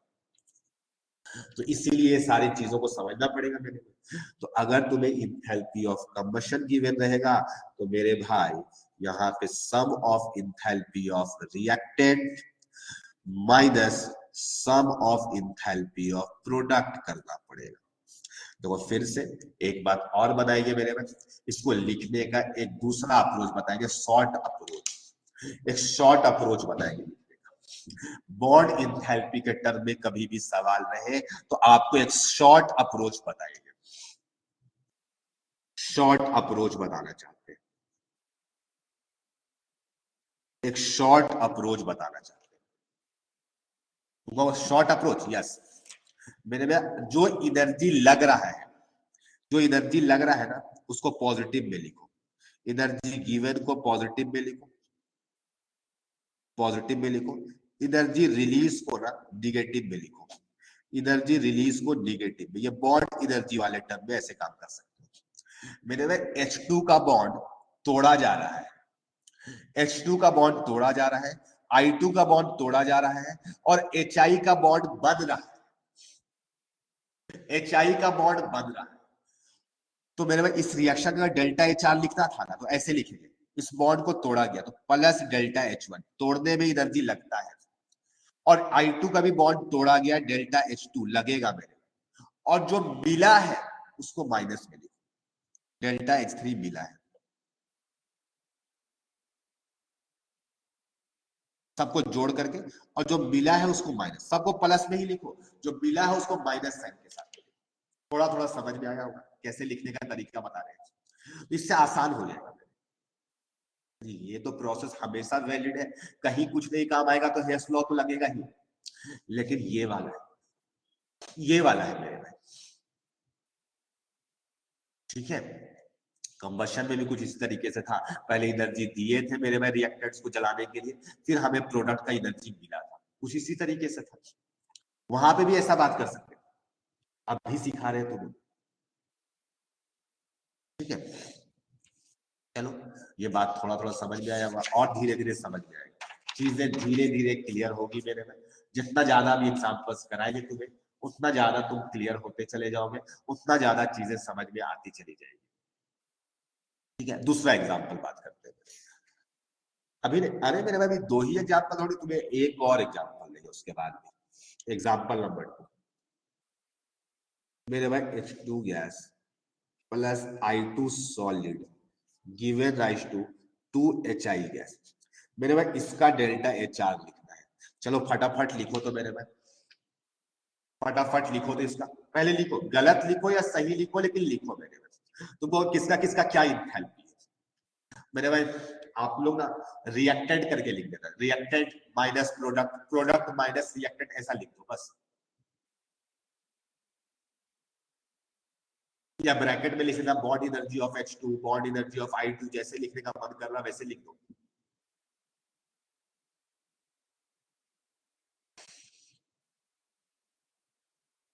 लिख लिए?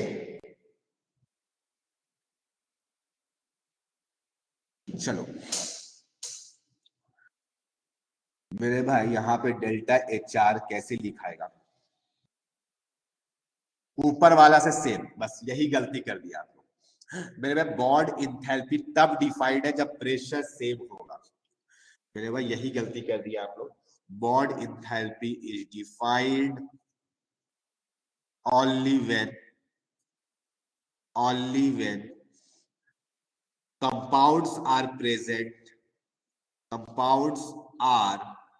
present in gaseous state।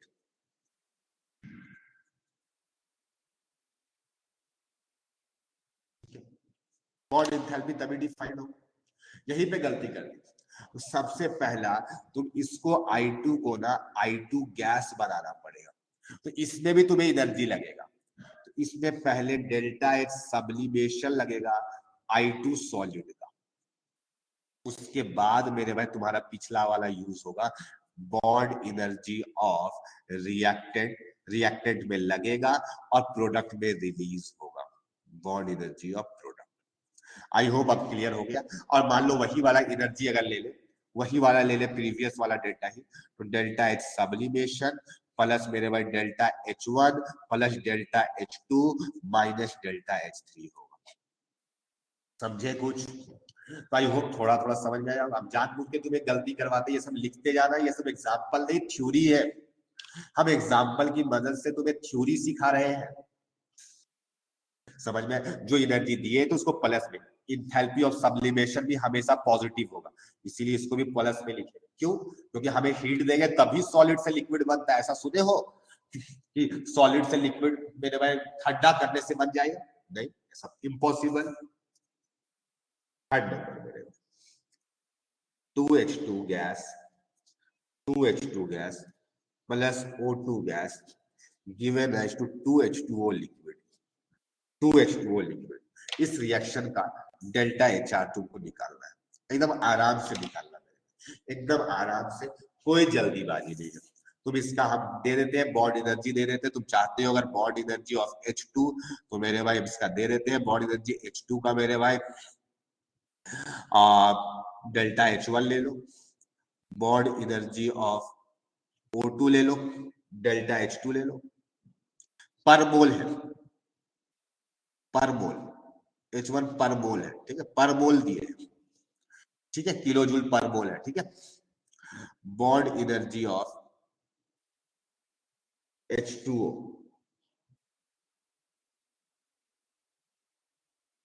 यहाँ पे 2 OH बॉन्ड है, चलो फिर भी पूरा H2O का ही दे देते हैं, अभी क्वेश्चन तो बनाना है तुम्हें।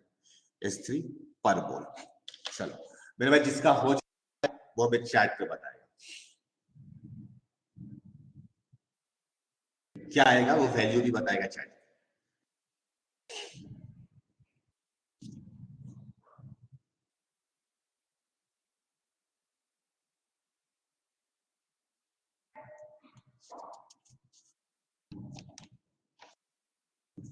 हो गया?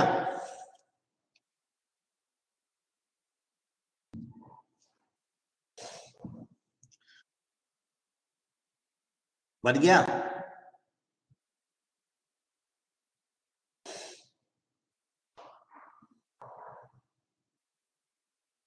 यस। क्या आया आंसर? डेल्टा मत लिखना, सिर्फ H1 H2 जो भी आ रहा है, 2H1 आ रहा है तो 2 लिख देना, जैसे भी आ रहा है।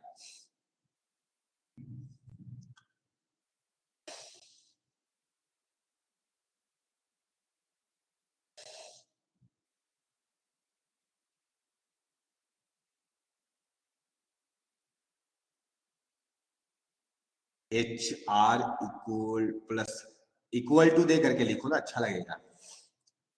H1 plus H2 minus atomisation.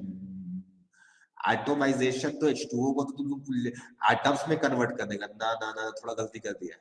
Yes Archit का सही लग रहा है, वेपोराइजेशन, वेपोराइजेशन होगा यहाँ पे यूज। तो माय डियर स्टूडेंट, इसको कैसे सवाल को करना पड़ेगा, तुमको ऐसे सॉल्यूशन करना पड़ेगा। यहाँ पे 2H2 गैस है प्लस O2 गैस, और मेरे भाई यहां से हम पहले, यहां से हमें बनाना तो ये है मेरे भाई, हमें तो फाइनली H2O लिक्विड बनाना है, लेकिन इससे पहले हम लोग क्या बनाएंगे, H2O गैस बनाएंगे। अब H2O गैस बनाने के बाद फिर इस प्रोसेस में ले जाएंगे, तो गैस से लिक्विड बनाने में एनर्जी रिलीज होगी, ओवरऑल रिलीज भी होगा। तो मेरे भाई इसमें कैसे लिखना पड़ेगा, और ट्वाइस ये सब करना पड़ेगा। तो मेरे भाई डेल्टा एच आर अगर निकालना है, तो डेल्टा एच आर में एच एच बॉन्ड को तोड़ने का पर मोल गिवन है, 2 मोल से तो दुगना H1 होगा, 2 टाइम्स डेल्टा H1, ये बॉन्ड को तोड़ना है, प्लस में लिखेंगे।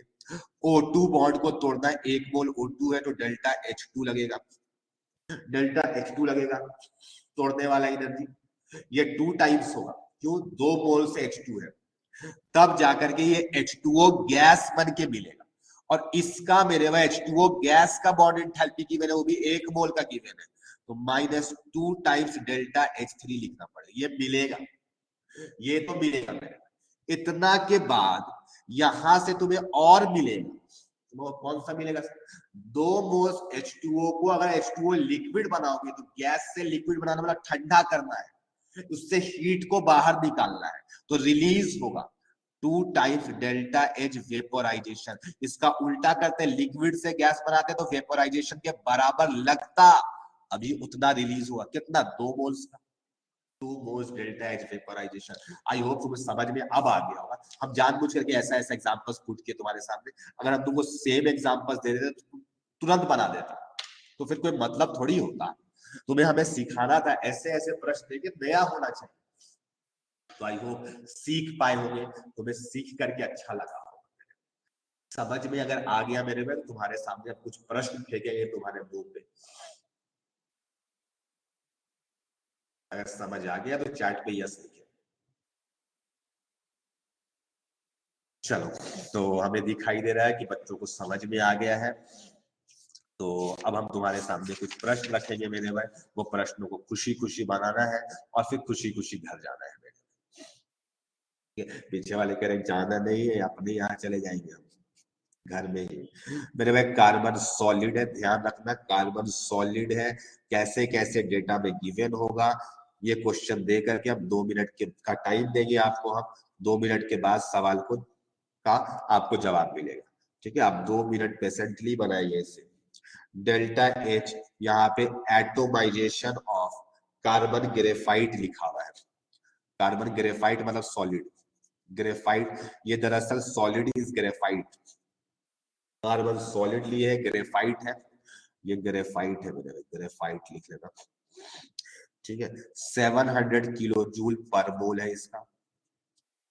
माय डियर स्टूडेंट, आपको बॉन्ड एनर्जी गिवन है, bond energy O double bond O को तोड़ने का गिवन है 600 किलो जूल पर मोल, पर मोल, ठीक है। Bond energy C double bond O तोड़ने का, एक C डबल बॉन्ड O तोड़ने का एनर्जी गिवन है 800 किलो जूल पर मोल। तो आपको डेल्टा एच आर निकालना है, आपको क्वेश्चन में गिवन है, डिफाइंड करना है डेल्टा एच आर। जल्दी से बनाओ, बहुत आसान प्रश्न है, सबसे बन जाना चाहिए। हम 2 मिनट का ब्रेक ले रहे हैं।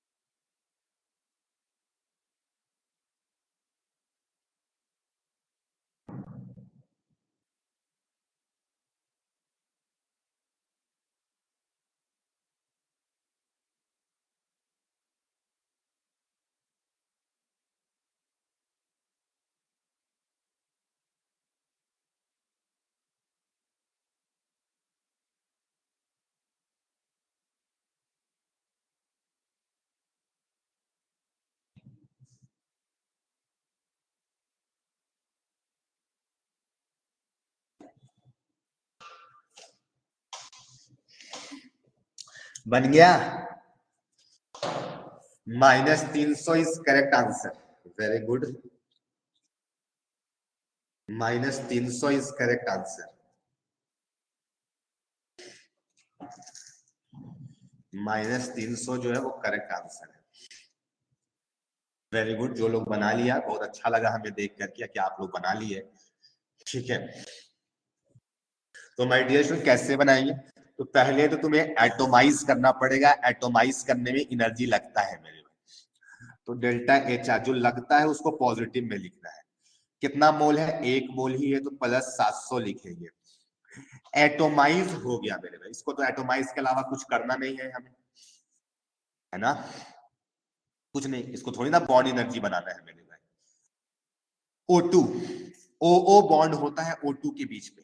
O डबल बॉन्ड O होता है, सही। तो 600 लगेगा मेरे भाई, तोड़ना पड़ेगा। 600 लगेगा, ठीक है। यानी अगर पूछे कैसे लग रहा है सर, तो मेरे भाई delta H atomisation of carbon solid plus bond energy of O2 minus bond energy of CO2। लेकिन यहाँ पे CO2 है बॉन्ड एनर्जी, तो 2 CO बॉन्ड है।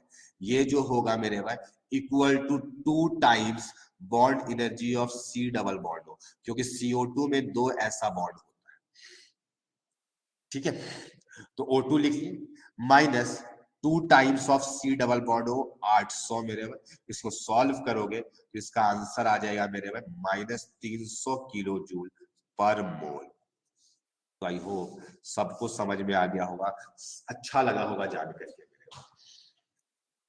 ठीक है, वेरी गुड। सबका जवाब सही आया था मेरे भाई। एक और प्रश्न देंगे, सबको बनाना फिर से मेरे भाई। एक और प्रश्न दे रहे, सबको बनाना मेरे भाई। क्वेश्चन है CH3OH लिक्विड है। CH3OH लिक्विड है। इसका स्ट्रक्चर तुम लोग जान चुके हो, कार्बन कैसे बॉन्ड बनाता है, OH का कैसे बॉन्ड होता है। इतना हम ऑर्गेनिक बढ़ा दिए हैं तुम्हें कि जिससे तुम्हें पता है चल जाता है। O2 गैस है मेरे भाई, CO2 गैस है, और 2H2O लिक्विड है। ध्यान रखना सारा कैसे गिवन है। और ऑब्वियस सी बात है, तुम्हें क्या निकालना होगा मेरे भाई? डेल्टा एच आर निकालना होगा। इस रिएक्शन का तुम्हें डेल्टा एच आर निकालना है। तुम्हें क्या इंफॉर्मेशन गिवन है, तो इंफॉर्मेशन हम बता देते हैं मेरे भाई। गिवन है आपको यहाँ पर ना XYZ के टर्म में ही आंसर देना है। यहाँ पे गिवन है delta H vaporization of CH3OH given है। आपको गिवन है मेरे भाई delta H vaporization of H2O। एक वैल्यू दे रहे हैं, टेंशन मत लो मेरे भाई। इसका वैल्यू को दिए हम S, इसका वैल्यू को हम दिए T, इसका वैल्यू को T दिए हैं, इसका वैल्यू को स्मॉल s, इसका वैल्यू को स्मॉल t दिए है। और आपको कुछ बॉन्ड एनर्जी का डेटा गिवन है। बॉन्ड एनर्जी का कुछ डेटा गिवन है। आपको लेटर्स के टर्म में ही आंसर निकालना है। कौन से बॉन्ड का कितना एनर्जी है? CH बॉन्ड का मेरे भाई यहाँ पे यूज होगा, CO बॉन्ड का यूज होगा। कितना कितना होगा सब दिमाग अच्छे से लगाना। पर मोल गिवन है, बॉन्ड एनर्जी पर मोल गिवन है। पर मोल CH बॉन्ड, पर मोल CO बॉन्ड, पर मोल OH bond, O double bond O, और C डबल बॉन्ड O का गिवन है। ये सारा चीज का आपको बॉन्ड एनर्जी गिवन है मेरे भाई। U V W X Y। तो डेल्टा एच आर निकालना है। एक्स वाई के टर्म में ही आंसर नहीं आएगा। आप निकाले मेरे भाई, आपको अच्छा लगेगा, खुशियां मिलेगी मेरे भाई, ठीक है।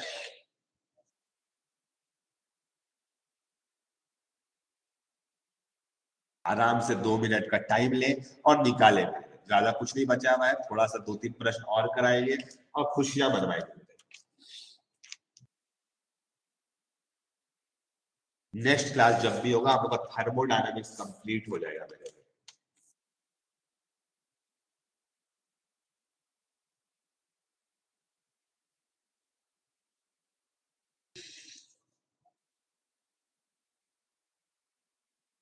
इसके बाद हम लोग P ब्लॉक स्टार्ट करेंगे। ग्रुप नंबर 13, ग्रुप नंबर 14 पढ़ेंगे।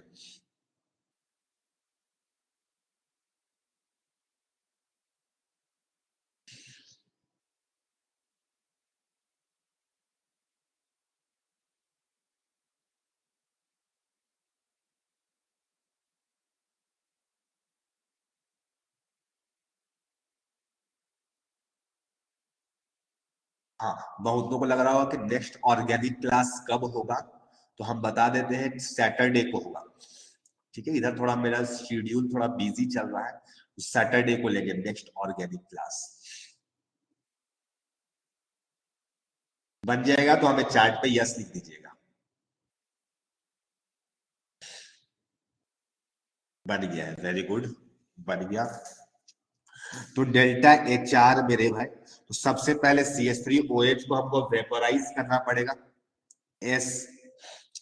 और मेरे भाई H2O लिक्विड बनाने में हमें एनर्जी रिलीज होगा, H2O दोनों डेटा के वाइज यूज करते जा रहे हैं, कहाँ कहाँ पे क्या यूज होगा। तो मेरे भाई एनर्जी रिलीज होगा, लेकिन पर मोल गिवन है, सब चीज पर मोल है, तो 2T हो जाएगा, 2T हो जाएगा। इसमें एनर्जी लगेगा, इसमें रिलीज होगा कितना, 2T, अभी जस्ट बताए थे, S-2T। और मेरे भाई बॉन्ड एनर्जी वाला गेम करते हैं, इसमें CH का 3 बॉन्ड है, इसमें 3 CH बॉन्ड है, और CO बॉन्ड 1 है। तो मेरे में 3 CH बॉन्ड है, तो 3U लगेगा एनर्जी। मेरे भाई इसमें एक CO बॉन्ड है, CO, फिर एक OH बॉन्ड भी है, तो वो भी तोड़ना पड़ेगा, V भी तोड़ना पड़ेगा, एक W भी तोड़ना पड़ेगा, इसके लिए हुआ। ठीक है, मेरे भाई 3/2 O2 है, 3/2 OO बॉन्ड को तोड़ने में X लग रहा है, 3/2 है, तो मेरे भाई 3/2 X लिख देंगे, 3/2 X लिख। अब इधर वाले भी एनर्जी मिलेगा मेरे पास, CO डबल दो ठो होगा, ऐसा ऐसा 2I माइनस 2I होगा, और H2O में मेरे में OH बॉन्ड दो ठो होगा, उसका भी 2 मोल्स है, तो 4 मिलेगा मेरे में, 4 टाइम्स W मिलेगा। तो ओवरऑल ये W -4W कर दोगे तो -3W करते रहना मेरे भाई, उस तरीके से आंसर कैलकुलेशन हो जाएगा। तो ये इस तरीके से ओवरऑल बनेगा सब। अब बाकी कैलकुलेशन है, सिंप्लीफिकेशन है, आप सिंप्लीफिकेशन कर सकते हो। ठीक है, तो आई होप ये चीजें आपको समझ में आ गई होगी मेरे भाई। जिसका जिसका सही हुआ होगा वो लोग एक बार चैट पे लिखे कि सर मेरा सही हुआ, या यस लिख दे। जिसका जिसका सही हुआ, खालिद का सही हुआ है, बाकी किसी का भी नहीं। Very good my dear students.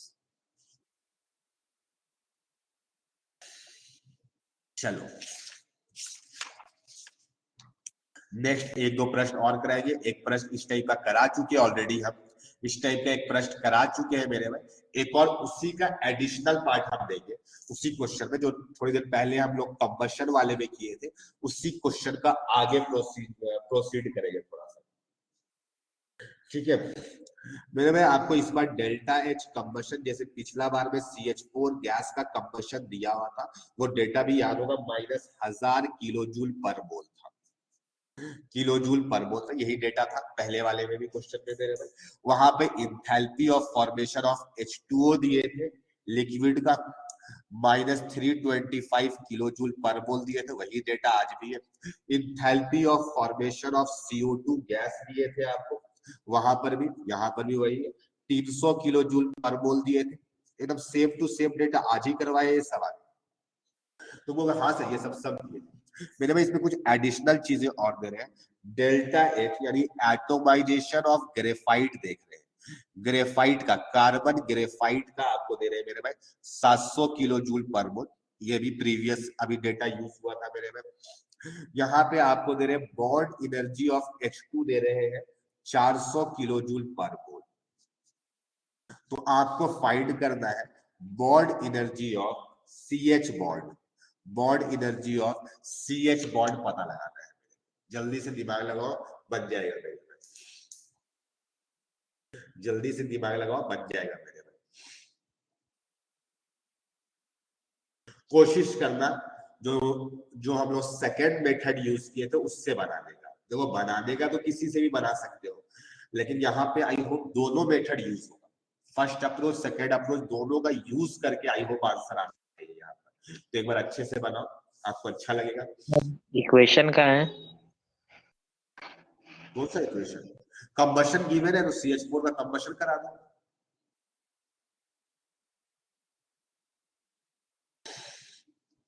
बनाओ, बन जाएगा, सबसे कोई बड़ा चीज नहीं है मेरे लिए, बहुत आसान सा पार्ट है, बनाओ जल्दी से।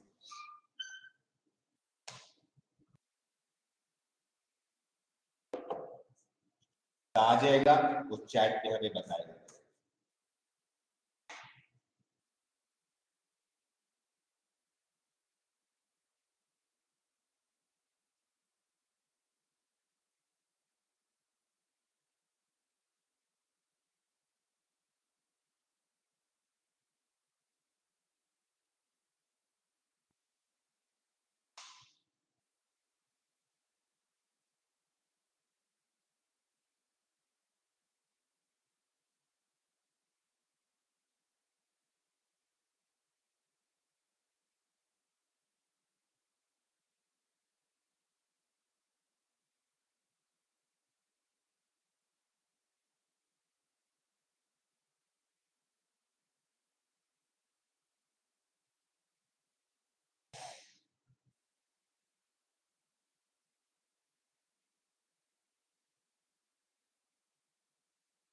जिसका बन जाएगा वो हमें बताएगा मेरे भाई।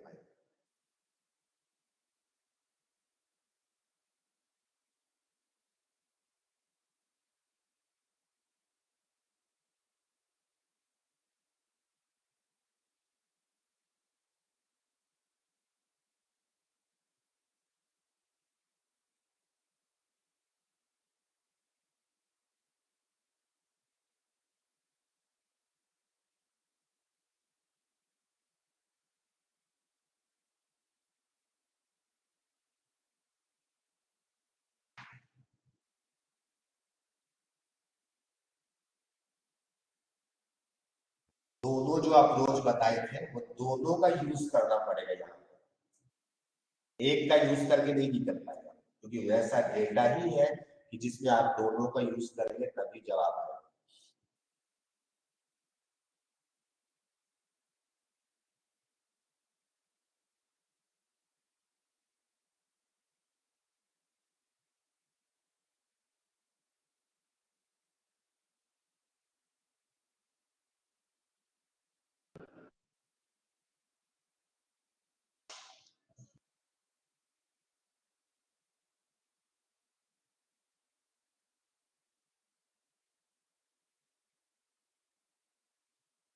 दोनों का यूज करो, अपने आप बन जाएगा। साइन के साथ डाले ना। ऑब्वियसली बात है, साइन के साथ ना पुट करूंगा, तुमको इतना देर से क्या सिखा रहे हैं।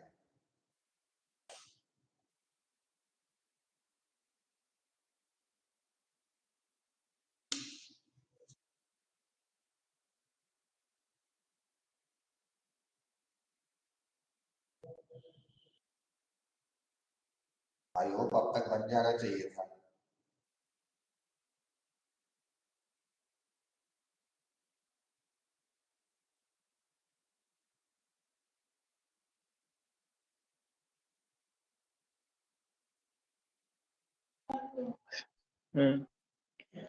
आ गया सर O2 का नहीं दिया हुआ है। O2 का बॉडी एनर्जी जरूरत पड़ रहा है क्या? जरूरत नहीं, तो नहीं पड़ना चाहिए।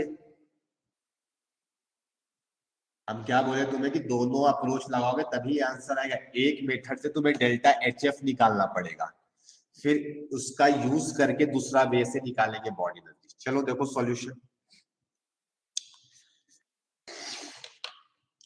तो माय डियर स्टूडेंट्स, कैसे सवाल को बनाएंगे इसको देखो। यहाँ पे कंबशन लिखा हुआ है CH4 का, तो पहले कंबशन करा दो। ये ऑलरेडी डिस्कशन कर चुके हैं, इसको हम जल्दी जल्दी करेंगे मेरे भाई। CO2 plus 2H2O, 2H2O room temperature है तो लिक्विड हो जाएगा मेरे भाई। ठीक है, H2O लिक्विड का फॉर्मेशन दिया हुआ है तो फॉर्मेशन वाला यूज करेंगे यहाँ से। तो डेल्टा HR, ये एक रिएक्शन कंबशन है, तो delta HR delta H combustion के इक्वल होता था कि नहीं होता था? तो मेरे पास डेल्टा H कंबशन कितना था? -1000। ये डेल्टा HR है, फॉर्मेशन के टर्म में लिखोगे तो CO2 का एनर्जी लिखना पड़ेगा फॉर्मेशन, H2O का लिखना पड़ेगा मेरे भाई। तो H2O का फॉर्मेशन कितना लिखी मैंने? 325, तो 2 × 325 लिखना पड़ेगा। ये हो गया मेरे भाई। फिर माइनस साइन लगाएंगे प्रोडक्ट का माइनस रिएक्टेंट का, तो इसका तो हीट ऑफ फॉर्मेशन 0 होगा, इसका केवल होगा कितना होगा मेरे भाई? एंथैल्पी ऑफ फॉर्मेशन निकाल लेंगे CH4 का। यहां से हम CH4 बनाने का निकालेंगे, और यहां से उस टाइम पे डेटा आया था मेरे पास CH4 बनाने का 50 आया था, अगर याद होगा तो। अगर याद होगा तो 50 किलो जूल पर मोल आया। अब हम सेकेंड अप्रोच को लगाएंगे कि सर इसको बनाने का मेथड कार्बन ग्रेफाइट से लेते हैं और साथ में 2H2 गैस ले लेते हैं, तो यहां से CH4 गैस नहीं बन जाता, और ये रिएक्शन का डेल्टा HR डेल्टा HF के बराबर होता CH4 का। और डेल्टा HF CH4 का निकाल चुके हो सर, निकाल चुके हो। लेकिन इस बार बॉन्ड एनर्जी से बनाते, इस बार क्या करते हैं? बॉन्ड एनर्जी से बनाते। तो बॉन्ड एनर्जी में कैसे लिखते हैं? Delta HR। इसका बॉन्ड एनर्जी में लिखने के लिए पहले कार्बन को गैसिफाई करते, गैसिफिकेशन करते। तो यहाँ पे मेरे भाई डेल्टा H, यहाँ पे सब्लिमेशन होता कार्बन ग्रेफाइट का। तुम्हें लिखा गिवन होगा या एटोमाइजेशन कर दो मेरे भाई, यही मतलब हुआ। एटोमाइजेशन लिखा हुआ है तो एटोमाइज कर दो, तो ये कार्बन गैसियस में चल जाएगा। 2 मोल्स H2 बॉन्ड को तोड़ना है तो 2 times bond energy of H2 लिखेंगे, और इससे बॉन्ड एनर्जी रिलीज हुआ। कार्बन HCH बॉन्ड कितना है, 4 ठो है, 4 time bound energy of CH। मेरे भाई ये डेल्टा HR डेल्टा HF 50 मालूम चल गया। एटोमाइजेशन गिवन है, H2 गिवन है, नहीं निकल जाएगा क्या, पुट करो 50। ये एटोमाइजेशन कितना है मेरे भाई, 700। बॉन्ड एनर्जी कितना है, 2 into 400 800 minus 4 times bond energy of CH। तो यहां से कैलकुलेट करो तो 1500 में से 1450, तो बॉन्ड एनर्जी जो आएगा CH बॉन्ड का 1450/4 आ जाएगा किलो जूल पर मोल। कितनों को समझ में आया मेरे भाई, कितनों को समझ आया? अर्चित को आ गया, वेरी गुड। तो कुछ नहीं किए मेरे भाई, इस बार दोनों इक्वेशन को यूज किए और कैसे सवाल को बनाना है। आई होप ये बातें तुम्हें समझ में आई मेरे भाई, ये बातें तुम्हें समझ में आ गई और तुम्हें जान करके अच्छा लगा हो, खुशियां मिली होगी मेरे। ठीक है, 2 क्वेश्चंस और कराएंगे मेरे भाई। अभी नेक्स्ट क्वेश्चन पहले कराते हैं, नेक्स्ट क्वेश्चन कराते हैं पहले, फिर हम लोग उसके बाद का सोचेंगे। ठीक है, तब कोई कॉपी कर लिया इसको, शुरू का छूट गया था। हाँ, तो मेरे भाई कैसे बनाना है, इस तरीके से। तो नेक्स्ट क्वेश्चन मेरे भाई आराम से, हम 2 मिनट का फिर से तुम्हें टाइम देंगे, तुम्हें बनाना है मेरे भाई। 3 moles 3 moles of gaseous phosphorus, 3 moles of gaseous phosphorus atoms are combined to form P4 gas। 3 moles of gaseous phosphorus atom को क्या किया गया मेरे भाई, P4 गैस बनाया गया है। फाइंड करना है delta H for the given process, for the given process delta H निकालना है आपको। गिवन है my dear students, bond energy of PP bond 300 kilo joule per mole. बनाओ मेरे भाई, थोड़ा सा दिमाग लगाना। यहाँ पे फॉस्फोरस एटम्स को, फॉस्फोरस गैसियस एटम को P4 बनाया गया है। बैलेंसिंग कर लेना, बैलेंसिंग करके आराम से बनाना। ठीक है, यहाँ पे हम चाहेंगे तो P4 का तुम्हें स्ट्रक्चर दे सकते हैं। P4 का तुम्हें हम स्ट्रक्चर देना चाहेंगे मेरे भाई। कैसा स्ट्रक्चर होता है, ये दोनों फॉस्फोरस से बॉन्डेड रहता है, ये इस तरीके से बॉन्डेड रहता है। जल्दी से बनाओ मेरे भाई।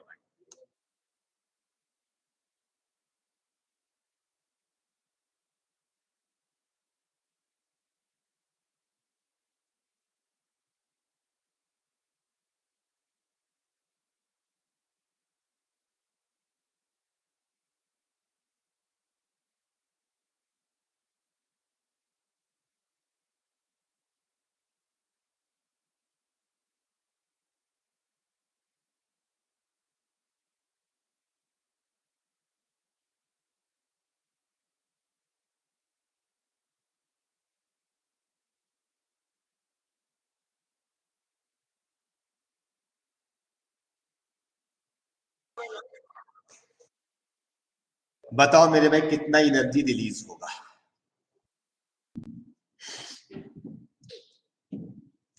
कितना एनर्जी रिलीज होगा, जल्दी से बताओ मेरे भाई।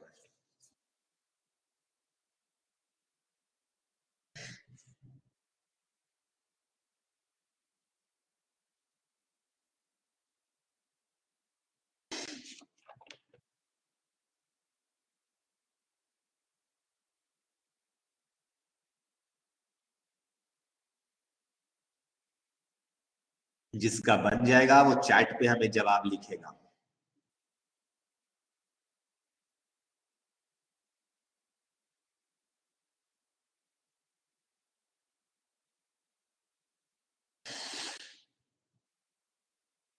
$7,200, ना ना ना ना ना ना ना, ये तो कभी नहीं हो सकता है ना, 300 किलो जूल पर मोल है, कैसे निकाल दिया मेरे में, 7 कैसे निकाल दिया, 8 बॉन्ड दिख रहा है क्या, 8 भी दिखेगा तब भी थोड़ी होगा ऐसे, कितना बॉन्ड दिख गया इसको, 1350 करेक्ट आंसर है। देखो मेरे भाई, इसमें टोटल P4 बनाने में कितना कितना मोल्स, कितना बॉन्ड बना, तो एक पीपी बॉन्ड का 300 किलो जूल है, तो यहाँ पे कितना पीपी बॉन्ड है, 6 पीपी बॉन्ड है, तो ये 6 इंटू 300 किलो जूल होगा, यानी कि ये 6 3 1800 किलो जूल होगा।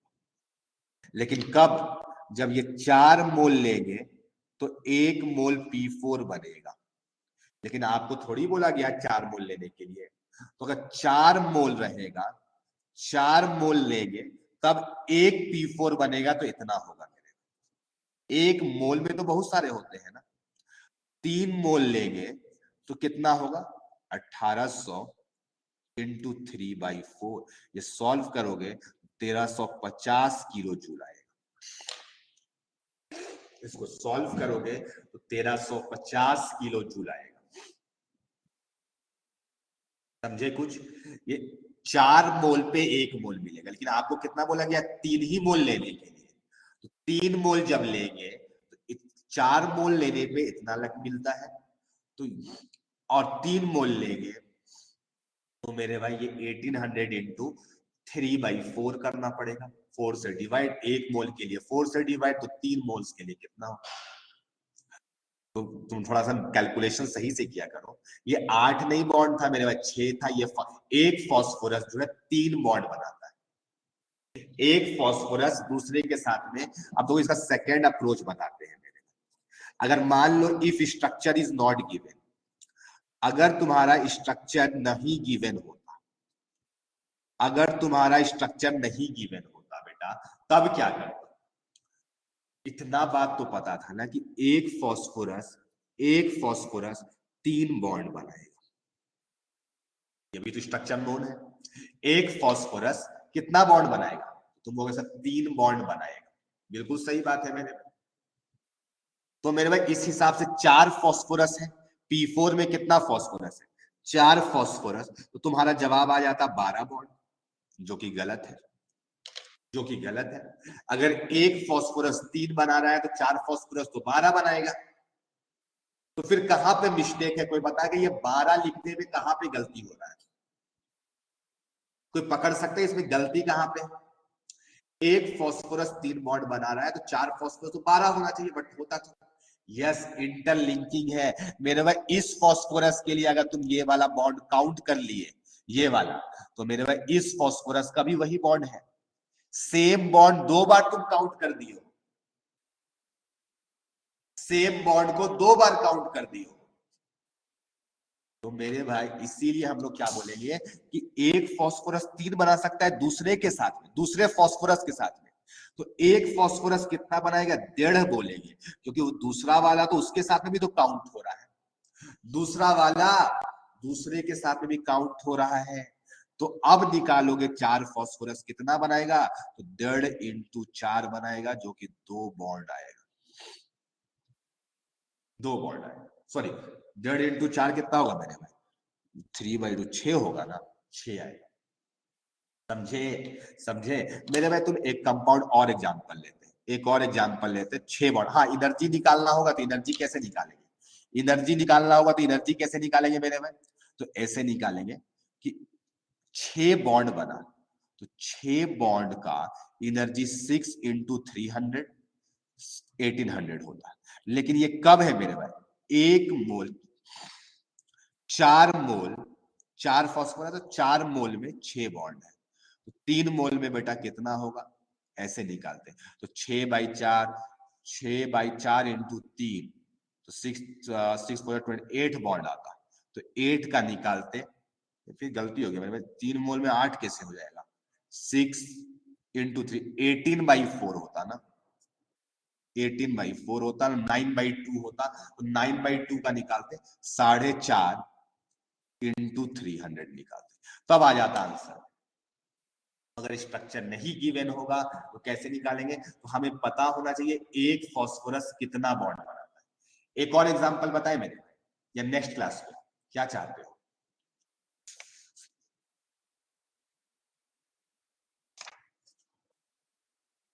तो नेक्स्ट क्लास में होमवर्क तुम लोग बोल रहा है, हमें बताना हमें तुम लोग बताना कि कार्बन जो 60 होता है ना, इसमें एक कार्बन 3 सिग्मा बॉन्ड बनाता है और एक पाई बनाता है। तो टोटल कार्बन C60 में total sigma and pi bond कितने होंगे?